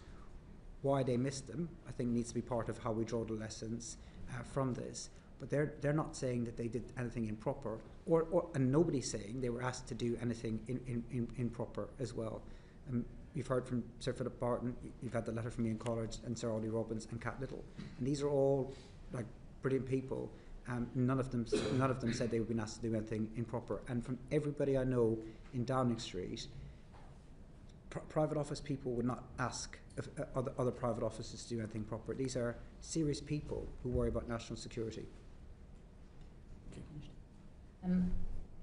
We've got Fleur next. Thank you, Chair, and thank you for coming in to see us today. I'm going to take you back to the very beginning of the process. It's famous that Peter Mandelson hosted dinners with political people at his house and in restaurants. It's widely reported. Did you attend any of those dinners in 2024 or up to your departure in 2025 at his house or in restaurants? I didn't hear that last bit. Did you attend any of Peter Mandelson's kind of private dinners that he hosted in his house or in restaurants? He held monthly dinners for political people. It's just reported. I haven't been to any of these. I don't think anyone here has, but have you been to any of those dinners? So I've been to 2 dinners in his house. One was, I think they were both in 2024 with a wider range of people. I think 2, yeah. Maybe 1 lunch and 1 dinner, I think. In a restaurant in the whole 4 years I knew him, I think twice as well. I went for dinner with him. Thank you. And we're trying to get to the bottom of who really proposed Mandelson's appointment. So you have said that you're sorry for your part in it, but also that before you started in post after the election, there were some access talks. You referred to access talks in January 2024, which you weren't party to, but which happened. You know that Peter Mandelson's name came up. Was it a done deal? Oh, sorry. No. I didn't say whose name had come up. Okay. So I spoke to Simon Case, Yep. trying to piece together what happened, and he he said, I said to him, I recall there being a sense that we always seem to have wanted a political appointment. I said, when did you first remember this? And he said January, February 2024, that Simon Case asked the Prime Minister's access team what they thought about the US ambassador. They were replacing Dame Karen Pierce. They were thinking about who to replace her with and what the process was, and Simon Case was informed that the Prime Minister was minded to make a political decision, but as far as I know, Mandelson's name was not in that. Okay. And at the dinners and lunches, the two dinners and lunches that you attended, did Peter Mandelson did he lobby you about becoming the ambassador to the US? So he did lobby me, but not on either one of those dinners. One of those dinners was after he was ambassador, and I should say also I had dinner when I went to the US in the embassy. But he did lobby me, but I don't think at the dinners, no. And the process you've talked about with George Osborne and Peter Mandelson were the two names in play. How far did the process of George Osborne's potential appointment that then didn't lead on, go? Did he have due diligence assessment made of him? Yes. And what was the outcome of that due diligence then? Was that the important factor between the two, one going before another? That wasn't the important factor in my recommendation, no. I don't. I can't remember what the due diligence said for George Osborne, but it was carried out. I spoke to both of them, and the prime, and yeah, I think it was similar. Okay, and your due diligence meetings with Peter Mandelson, and you subsequently asked for more in writing. How many times did you meet him, or how long were your meetings with him for the due diligence? None. The due diligence report was carried out by PET. All by PET, and by writing to you? No. So PET carried out the process. Like I said in my resignation letter, I think there's a lot of lessons to be learned from this, and I think that the way that whole process works isn't up to it. I think there should be, as default, an interview with the candidates for something like this. There wasn't. I was given a report, or the Prime Minister was given a report by the Propriety and Ethics team, which was the due diligence report. That was conducted by them without any involvement of me. They gave that to the private office. I then followed up with some questions, but apart from that email, that was the only part I played in it. So that was the due diligence report that's now in the humble address papers that we've all seen. Is that the report you're talking about? Minus my email. Isn't it? Okay. Do you think the violence against women and girls aspect of this, and I absolutely appreciate you talking about the victims and survivors of Epstein right at the beginning of that, they are very much, and I think I can speak for the whole committee, on our mind as well. Do you think the violence against women and girls aspect of this, the relationship with Epstein, was downplayed during those conversations that you had with the other people advising the Prime Minister and with the Prime Minister at that time? I think it should have been a lot more to the fore, and I know it's something the Prime Minister takes this issue very, very seriously and has done for a great number of years, and I think it should have been way more done so at the time, is my view. But my understanding of the nature of the relationship that Mandelson had at that time, not what I now know, was that he wasn't somebody who had defended Epstein. He wasn't somebody. He was very apologetic from having made contact, kept contact with him. He was very regretful for it. But I think it should have been. I do agree. It should have been much more to the fore at the time. I know you weren't there in the interview. Do you think he was asked enough open questions, or the ability to give the full extent of his relationship? There's no doubt he was. at a lot of stages. I mean, this was somebody who was in the public eye. There is no doubt. And finally, for me, about the documentation of this process. Decisions of this magnitude should not be done informally, kind of on the sofa. At the previous committee sessions, members, we have become aware of a lack of some of the papers, and today it's been referred to the Prime Minister receiving a lot of views. We don't have any paperwork of that.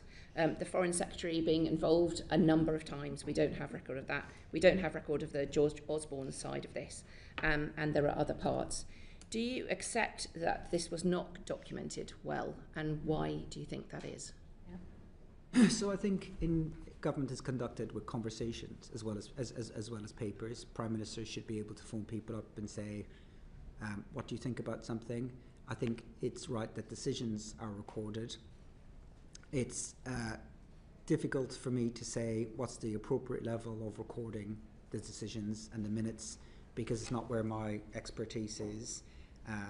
I think there certainly needs to be enough that people can see enough of a paper trail, but I also think it's appropriate for the Prime Minister to say, look, I want to get someone's views, I want to have a conversation with them, but those conversations are not the same as where he makes the decisions, and I think there needs to be enough recording around those, but it's not my area of expertise. That sounds great, except that the decisions themselves weren't recorded. That's the point. You know, so, and I come back to the point, I mean, I know you say it's all the civil servants' fault and not yours, but you were in charge of that office where they weren't recording decisions being made. They were recording decisions being made on a pretty regular basis. Just haven't told us about them. I saw regular paperwork on a whole bunch of decisions.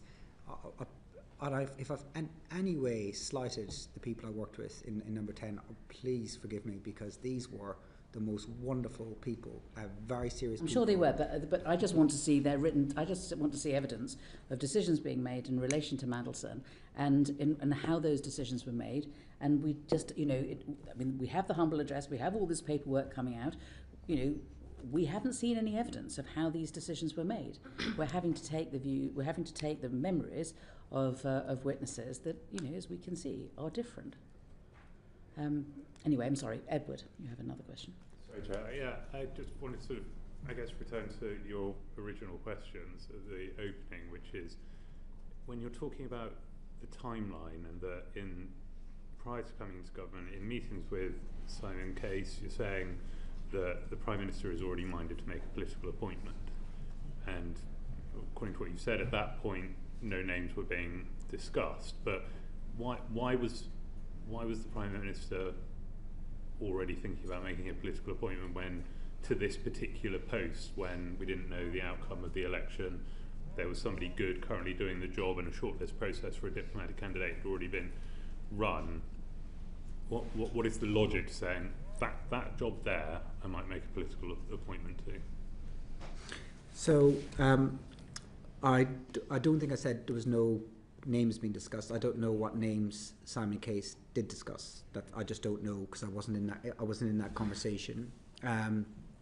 In January 2024 and February 2024, my total focus was on the election, and I was very reluctant to have any conversations with anybody about who would do what job if we won the election, because I didn't like that kind of talk. That's fine. I'm just wondering why already, prior to the election, is that there is going to be a political appointment? He didn't discuss it with me. I wasn't intimately involved in preparation for government work. I didn't have a view.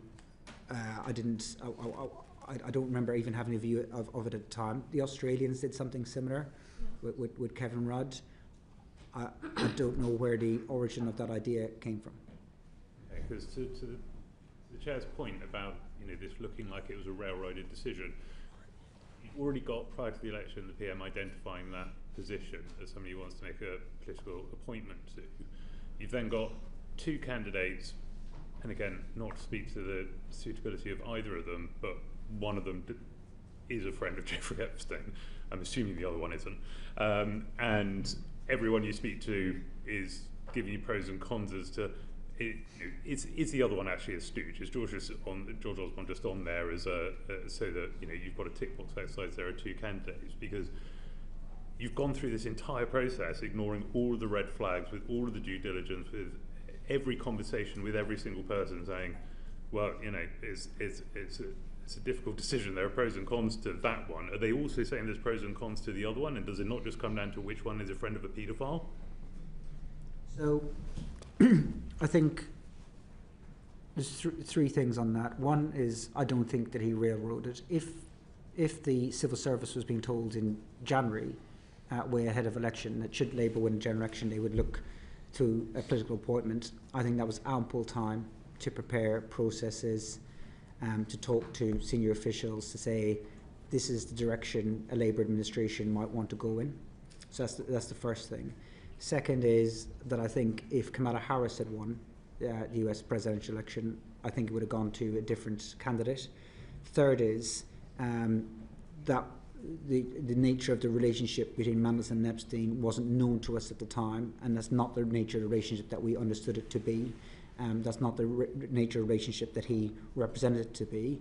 And the final part is George Osborne was a very credible candidate, and part of the thinking was the relationship between sister parties or parties of a similar political persuasion, his more recent experience, the fact that he had commercial acumen, the fact that he was Chancellor of the Exchequer. He was a very credible candidate and one that we gave serious weight to.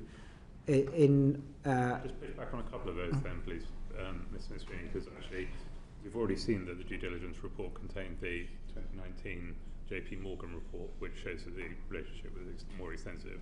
And as for putting in place the processes, the civil servant putting in place the processes, according to Philip Barton's timeline, it was barely a month that they were given to go through the entire process and do DV and agreement and everything in order to get him in place in time for inauguration, which was your desire. Yeah. And if it had taken longer, which it did take longer, then so be it. We didn't ask them to skip any steps, and they weren't able to get it done in time for the inauguration. And of course, if they had said the timetable you want to deliver on is impossible, and we need a bit more time generally, or we want a bit more time in this one, that's what would have happened. There was nothing stopping the Permanent Secretary saying that to the Foreign Secretary, or there was nothing stopping the Permanent Secretary saying that to the Cabinet Secretary. We need a bit more time, and a month isn't long enough. As it turned out, they didn't complete the process until several weeks later. I just want to just do an assessment now, where it's 4 minutes to 1. We hoped that we would finish by 1. I think we're unlikely to now because I know that everybody is agitating because they're all thinking actually there are further questions we want to ask. So what I would like to do at this stage is to say we aspire to finish by 20 past. We absolutely must finish by 30:30. And what I'll do is I think take Uma and then Alan and Alex, who I know have kind of quite a lot of some questions of Dan as well, and then I think John and Abdesem and Afra may have follow-ups, but I think we do it that way. So Uma. Chair, thank you. I'd like to put on record that over the past decade I've worked twice with the witness. He's used to robust conversations with me. Hello, Morgan. In your opinion, actually let me rephrase, both Sir Philip Barton and Sir Ollie Robbins have said that it was Number 10's decision to announce the appointment of Peter Mandelson before the vetting process. Did you or did anyone in Number 10 make that decision? Or in your previous answer, you said that was, you suspect Sir Peter Mandelson had said that. Was this a Number 10 decision or was it a Peter Mandelson decision? It wasn't a Peter Mandelson decision. I don't know whose decision it was. It wasn't my decision. And as the Prime Minister said now, we would do things differently. But it didn't jump out to me as a problem that that DV was happening after the announcement. That's what happened in the case of the National Security Advisor and my own appointment. And would you have expected senior civil servants to intervene, to flag any issues, to say, actually, this is not how the process happens, the vetting should happen first? Because Sir Philip Barton said that vetting should happen first. We're not from the civil service were not to be expected to know this. Would you expect the civil service to have intervened there and told you these things? Yes, if somebody thought there was a problem with how it's being run. I had a pretty good relationship with both Simon Case and Chris Wormholtz as cabinet secretaries, met them pretty regularly, and there was always opportunities for them to tell me when and where, which they did do, if they thought a minister was doing something wrong, or if they thought a SPAD was doing something wrong, or if they were unhappy with something Number 10 was doing. And you said that you made clear to the Prime Minister the pros and cons of this appointment, and that you wouldn't have put Peter Mandelson forward had Kamala Harris won the presidency. Do you think the politics of the day was weighing more heavily rather than the trade deal, or were they both hand in hand? I honestly don't know if I'd have put him forward had Kamala Harris had won. I think he wouldn't have got it. I think there were a broader range of candidates that were available to the Prime Minister, and I think he would have probably have gone on a different direction because of the nature of the relationships that were available to other candidates. For me, the top concern was the trade deal. And his role as the EU Commissioner was a big factor in that. But the potential political relationships were also a factor, yes. Was the Prime Minister led to believe that Peter Mandelson's risks, the cons as you've set out, were manageable? Did you have that conversation with him? Did anyone have that conversation with him? Yes, that was part of his conversations always. And in your answer today, you said that you didn't feel that the truth at the time was put forward by Peter Mandelson in his response to your emails. Did you communicate that to the Prime Minister also? No, at the time I thought he was telling the truth. Okay, and so you didn't raise any issues with the Prime Minister that you had these concerns, you just put these questions to Peter Mandelson, you got the answers, and that was that? I thought they were truthful. Okay, and I asked Kat Little this question. I asked her if the developed vetting would have brought up the information that Bloomberg had in their leaks, really grave issues of Peter Mandelson sharing information about a market-sensitive matters when he was then in government, which is huge and a betrayal of this country. If that had been put to you, would you have ever considered Peter Mandelson? Not at all, no way. And one of the things that subsequently surprised me, I would have assumed that, and maybe they did, but I would have assumed that our Foreign Office would have been in contact with US counterparts to see what information they held on him. But absolutely no way would he have come close to Number 10 or any job in this government had that been known. And it looks like you've been following our evidence sessions closely. You've seen these traffic light boxes, the UKSV red boxes. It turns out every stage of this process have never actually seen the boxes until this was leaked. So it's a bizarre process all round and one that doesn't seem fit for purpose. Had any of these issues been raised with you by the developed vetting, by the FCDO, by anybody, had they been put to you as the Prime Minister's Chief of Staff? No, they're completely compartmentalised from SPADs, and as it turns out, more from ministers than I thought it was too. And I think it's quite right that it's compartmentalised for SPADs. I think that there are clearly a lot of things that need to be learned about how all these things will work, but there is no way that anyone in the Foreign Office would have discussed DV, anyone else's DV with me at any point. So I think there's a lot that needs to be learned by this whole process. But and I said, and I felt at the time when all this came out in September, that look, I know what I did wrong. I know the judgment calls that I made that were wrong. I'll live with them for the rest of my life. But as a chief of staff and you're a political advisor, you also relying on the information being presented to you. There's a lot of people in the state whose job is to protect the state, the government, and the reputation, and you rely on that information coming from you. You don't have the ability to investigate, to ask more questions, to look deeper and deeper, and clearly, it didn't work. It shouldn't be reliant on just one advisor giving bad piece of advice and then the whole thing goes wrong. The state needs to be more robust and stronger in all this. And my final question to you, Morgan. Everyone's talked about hindsight. There were lots that were known about Peter Mandelson before this appointment, and I appreciate that you have said that you made judgment call that you've since said is wrong. But there's a very well publicised friendship with one of the world's most notorious sex offenders.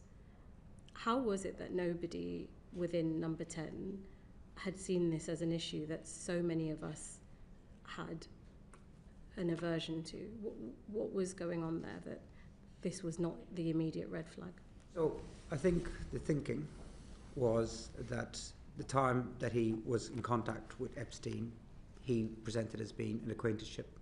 He regretted maintaining contact after his first conviction when he realised whatever he realised. I mean, according to his story at the time, he wasn't defending what this guy did in his first conviction, and he was saying that he was duped into understanding the nature of what had happened. So we He got convicted though. He couldn't get around that. I mean, he had been convicted, of sex trafficking a minor.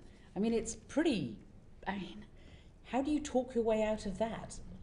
Once a friend has been convicted of that, surely they're no longer a friend, let alone staying in their flat. Yeah, and I don't have anyone in my life like that, but he didn't. He did, and you promoted him as being the next ambassador to the United States. He didn't say that he was a friend. He denied that he was a friend. He tried to say he was a passing acquaintance, that he was somebody who didn't really know enough about to ask questions. And the due diligence said otherwise. The due diligence didn't say he was a friend, and Mandelson Stayed in his house. The due diligence said he stayed in his house. All right, Alan. Thanks, Chair, and thanks for your time, Morgan. I think you said earlier that you thought the DV process might also pick up untruths or misrepresentations by Peter Mandelson.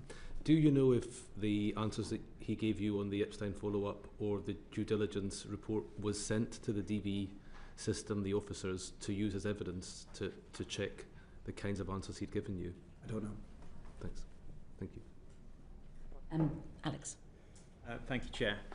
So we heard from Sir Philip this morning that he felt the speed of the appointment was unnecessary. Karen Pearce was doing a good job. The administration would take some time to set up. And Ollie Robbins, in his evidence, said the whole process felt weirdly rushed. So why did you push for such a short timeline between the announcement and the appointment? I didn't. Did Ollie Robbins say it was weirdly rushed? No, Jonathan Powell did. Jonathan Powell, okay. So the pace of it wasn't raised with me as a concern at the time, other than we said we wanted number 10, and that was a consensus view, in place by the inauguration, so that he could begin the work. And and in the end, the Foreign Office were unable to complete all the necessary arrangements by then. So there was no point where, if they'd said we needed more time to carry out further checks, that we'd have said we've got our own timetable here. You need to crack on regardless. So they took the time that they needed to do it right, and all of the evidence suggests that they carried out the processes in the correct way.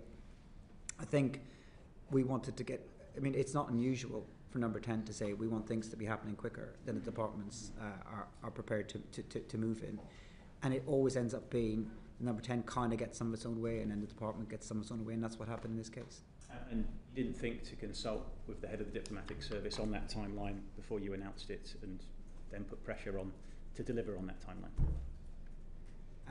I don't think that we publicly announced our preferred date when we made the announcement. No, I don't think we announced that when we announced that Mandelson was going to be the ambassador, that we said he would be ambassador by this date.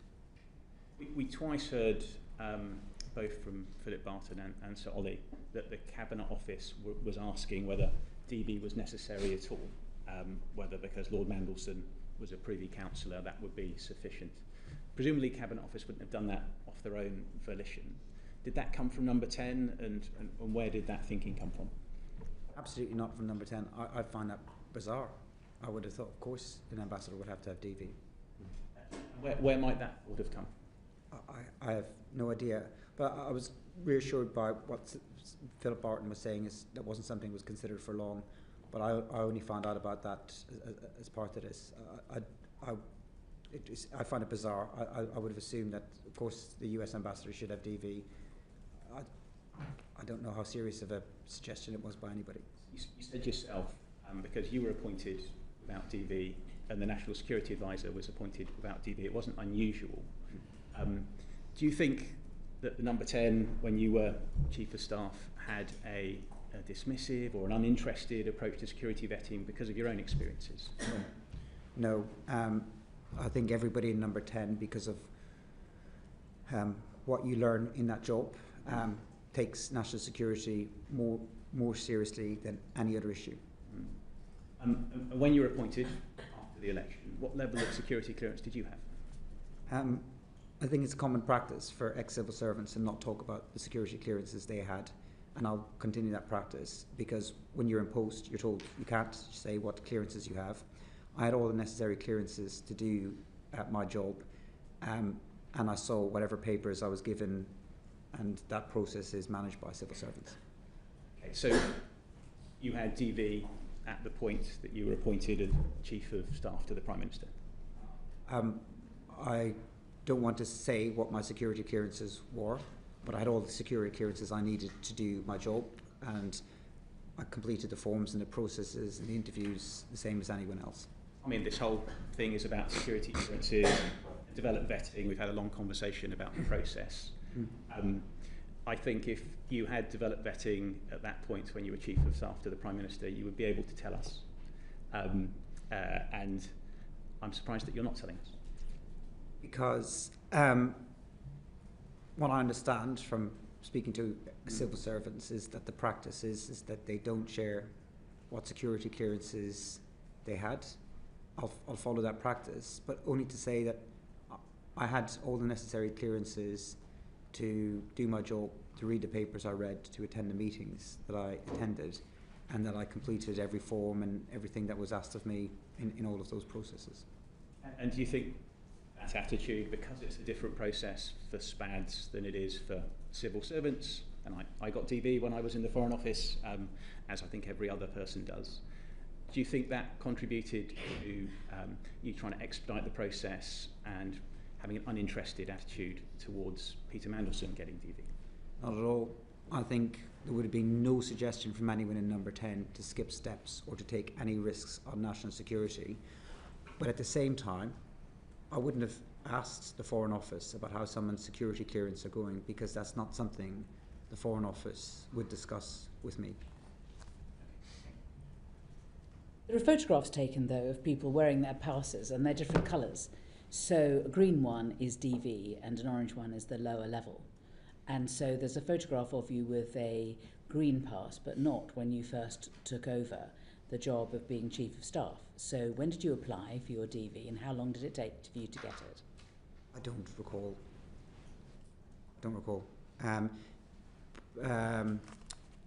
The process as well is driven by how quick people fill their forms in. Yeah. A lot of people take a very long time. Would it be unfair to suggest that you didn't fill in the form straight away? Oh, I don't know. I don't know why you think I didn't fill in the forms. I filled in the forms as quickly as I could. They're quite extensive, and it's not something that you could just sit down in an hour and rattle your way through. And if you don't get it completed, I mean, it takes a long time. But I took all of that side of things extremely seriously, because in order to do my job, I needed to have necessary clearances. And I filled in whatever forms. You also have to gather a lot of information about things. It takes a while, but I always did it as best as I could and as quick as I could. On the 4th of February, Parliament passed a motion requiring the divulgence of all communications relating to the appointment of Peter Mandelson. On 25th of March, you reported that your telephone had been stolen. Now, the Metropolitan Police have released the transcript of the call you made relating to the theft of your mobile phone. You didn't say, this is the Chief of Staff to the Prime Minister, my government issue phone has been stolen, which one would imagine would have been taken pretty seriously. You just said, oh hello, someone just robbed my phone. Why did you not make it clear that this wasn't just an ordinary theft, this was a phone which was likely to contain highly sensitive information? So the dates are slightly incorrect. My phone wasn't stolen on the 20th of March. My phone was stolen on the 20th of October. So it was 4 months before. I gave up my government phone pretty much as soon as I left. Within a couple of days, I handed all my kit back to number 10. My phone was stolen on the 20th of October. I was a victim of crime. Somebody hopped onto the pavement and took my phone from me. The first thing I did was to try and retrieve it. I tried to chase, which was probably a mistake. The next thing I did was I phoned number 10, and I would have gone with whatever they told me to do. Now, I thought at the time that they would be able to track the phone, and that's what would happen, given, as you say, what's potentially on that phone, and that was my assumption. I then called 999. If number 10 had told me you need to tell the police or you need to tell the call handler what your job is, I would have done so. But otherwise, I didn't do that as a matter of course. I didn't, in any part of my job, go around saying I'm a very serious and senior person. If number 10 had asked me to do that, I would have done that. I also thought, wrongly again at the time, I thought a squad car might come by and I could explain a bit more if a squad car had come by. And then I made further phone calls to number 10 where I'd hoped that they could track the phone and I could tell the police where that phone was. And like you and like everyone else kind of reading about this, I was quite surprised by how limited the security is around Chief of Staff's telephone. One of the reasons the squad car didn't come round may be because you gave the wrong location. You said you were in Belgrave Street, which the operator interpreted to be in Stepney, and said, you said he turned left, there's a park on top of the road, and the operator said, Stepney Green Park, okay? And you said, yeah, he turned left there. That wasn't anywhere near Stepney, it was in Pimlico, I understand. So I also said I was in Westminster. So I said I was in Belgrave Street, Westminster, where I think I was on Lower Belgrave Road? No, I think I might have been on Lower Belgrave Street. Okay. It was some months ago, and I missed the lower. I didn't see it. I was also you missed the operator saying Stepney Park. I was also quite adrenalised. So what happened was I chased the guy who stole my phone as far as I could. I was out of breath. I was completely exhausted because I'm 48 years of age and I shouldn't be chasing people down the street. And then I was trying to go back to the original location that it happened so that I could tell the 999 operator. As I was following the guy, he turned away from a park that I could see in front of me, and as I was coming back to try and find the original location, I just assumed that the call handler was looking at it on the map. I haven't heard the audio. I can't imagine that I was clear and coherent at the time. I was out of breath, I was adrenalised, and if I gave any wrong direction, it wasn't intentional, but I did say I was in Westminster, and why the squad car didn't come had nothing to do with how the call handler had heard it. The call handler had said the squad car wasn't coming while we were on the call, and if the call handler had said to me the squad car is there, I'd have been much more precise about where I was so that I could meet the police at the time. And as I said, I had thought wrongly that my phone would be tracked so I could retrieve my phone. Can we take it that your phone would have contained quite a lot of communications either with Peter Mandelson or about Peter Mandelson's appointment? Probably not as much about his appointment that hasn't already been available to number 10, because when he was sacked, number 10 did do its own, I wouldn't say investigation, but its own research on what happened and why it happened. And as part of that process, I was asked to share messages and emails about the appointment, and also been interviewed, as were other members of staff. So those messages are therefore recorded somewhere? Everything that I had at that time in September, which was more than a month before my phone was stolen, I shared it with the number 10 team. Beyond that, any messages that I sent to ministers or staff or officials would still be on their phones. That should be in the humble address material at some stage. Yes. Yeah, I would have thought so. So actually, there is a record, you believe, of all your communications from that phone, which, if relevant, will be released.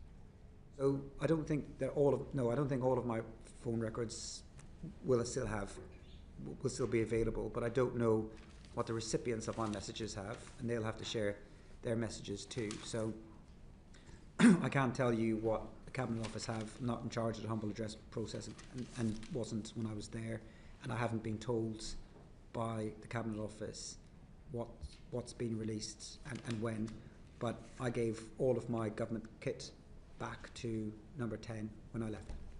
One would assume that given the sensitivity of the material on this phone, and there may be all sorts of things besides Peter Mandelson, that there would be quite a robust effort to try and recover it. Has there been any news as to whether or not it's been found? Or Police keep me up to date, but I don't think that I should share the latest. But they haven't found the phone. No. Just very quickly following on from Sir John's questions, so for the missing period from October onwards in relation to the content of your phone, was it not backed up to a cloud or linked to a device, or have we lost all data for that period? So from October 20th to my departure, all of those messages should still be on the phone that I gave back to the government, so they should have all of that. For everything prior to that, whatever the settings were on the phone, I didn't change them. So I didn't change whatever default settings people have on WhatsApp. It could be linked to a cloud. It could be backed up somewhere. I don't know. I don't know. My understanding is it's not, that they don't go connect back to the cloud, but whatever the default settings were on my phone, I just kept those. The government phones are pretty restrictive at what you can do as a member of staff with them. When I became Chief of Staff, we couldn't copy and paste on those phones. Thank you. Did you have disappearing messages on your WhatsApp? That's the question. Yes, with some people, yeah. With most people. Yeah, I think I did. Peter Mandelson, did you have disappearing messages? I probably did, yeah. Yeah. I've got just one other sweep-up question before I go to Afra. You've been asked about dinners with Lord Mandelson. I wondered if you could also tell us. I think there were also monthly dinners at Lord Liddell's, which I believe Peter Mandelson used to attend to. And were you attending those? I attended a couple of dinners with in Roger Liddell's house that Mandelson was at. The reportage of these dinners, I think, were just made it sound like these were something that was happening when we were working in opposition. I read about them in a book. They weren't. We all know what book it is. Yeah, I mean, it's was it not also a part of the history of Labour Together as well? No. So I'll explain a little bit about it if I could, because I think there's a bit of stylisation going on. A lot of that period the book is covering is COVID, so nobody was going around to anyone's house for dinner. Mandelson did not like Labour Together at all.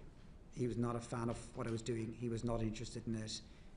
He broadly didn't agree with it. So I think the first conversation I had with him, I think from my best memory, was 2017.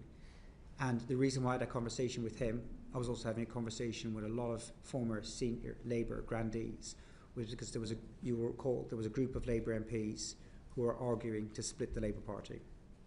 I did not agree with that. I thought it was a terrible idea, and I was trying to basically make the case and build support to oppose that. I met with Mandelson as part of that. He wasn't particularly interested in what I was doing at Labour Together at all whatsoever. The next time I really started to meet him more was about 2019 at social gatherings, a couple at Roger Little's house, but I didn't really have a one-to-one relationship with him. I don't think he backed Keir Starmer to be leader of the Labour Party. I don't recall him doing so. He certainly didn't. Certainly wasn't working on the campaign, wasn't donating to the party.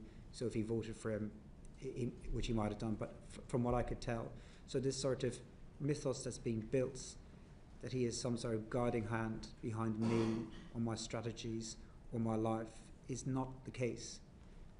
I started to try to engage with him for advice in about late 2020, early 2021, I can't remember when I was thinking about how do we win the next general election.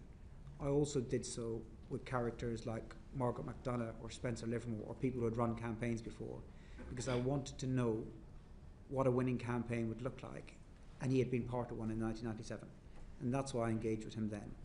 But there was no closeness of a relationship prior to then whatsoever. Thank you. Civil servants, including those in ambassadorial roles, can be eligible for a severance payment when their employment's terminated. Were you aware that Peter Mandelson would receive a severance payment on leaving his role? No. So at no time until it came out in the media were you ever told or aware that he would get payment? You weren't consulted at any stage on the terms of his departure? I wasn't consulted on his departure. I don't know if I was aware, but I wasn't consulted or didn't give a view, wasn't asked for a view. Okay. And were you aware whether others in number 10 were considering whether making a severance payment would reduce the likelihood of Lord Mandelson potentially becoming a public critic of the government? I don't know. His contract is with the Foreign Office. Okay. So you don't recognise the kind of reports that there may have been emails that said that if they paid him off, it would limit his reputational risk? Just what I read. I wasn't in those conversations, so I don't know much about him, I'm afraid. But do you believe those conversations may have taken place? I don't know. Okay. Not with me. And I think you just got... Just for the record, I attended a dinner at Roger Little's with Peter Mandelson, I believe after he was appointed ambassador. And was Morgan McSweeney there? That's the last question. Thank you very much. Thank you for your time. I'm sorry we've taken so long. If we could, everyone could remain seated for the moment. Order.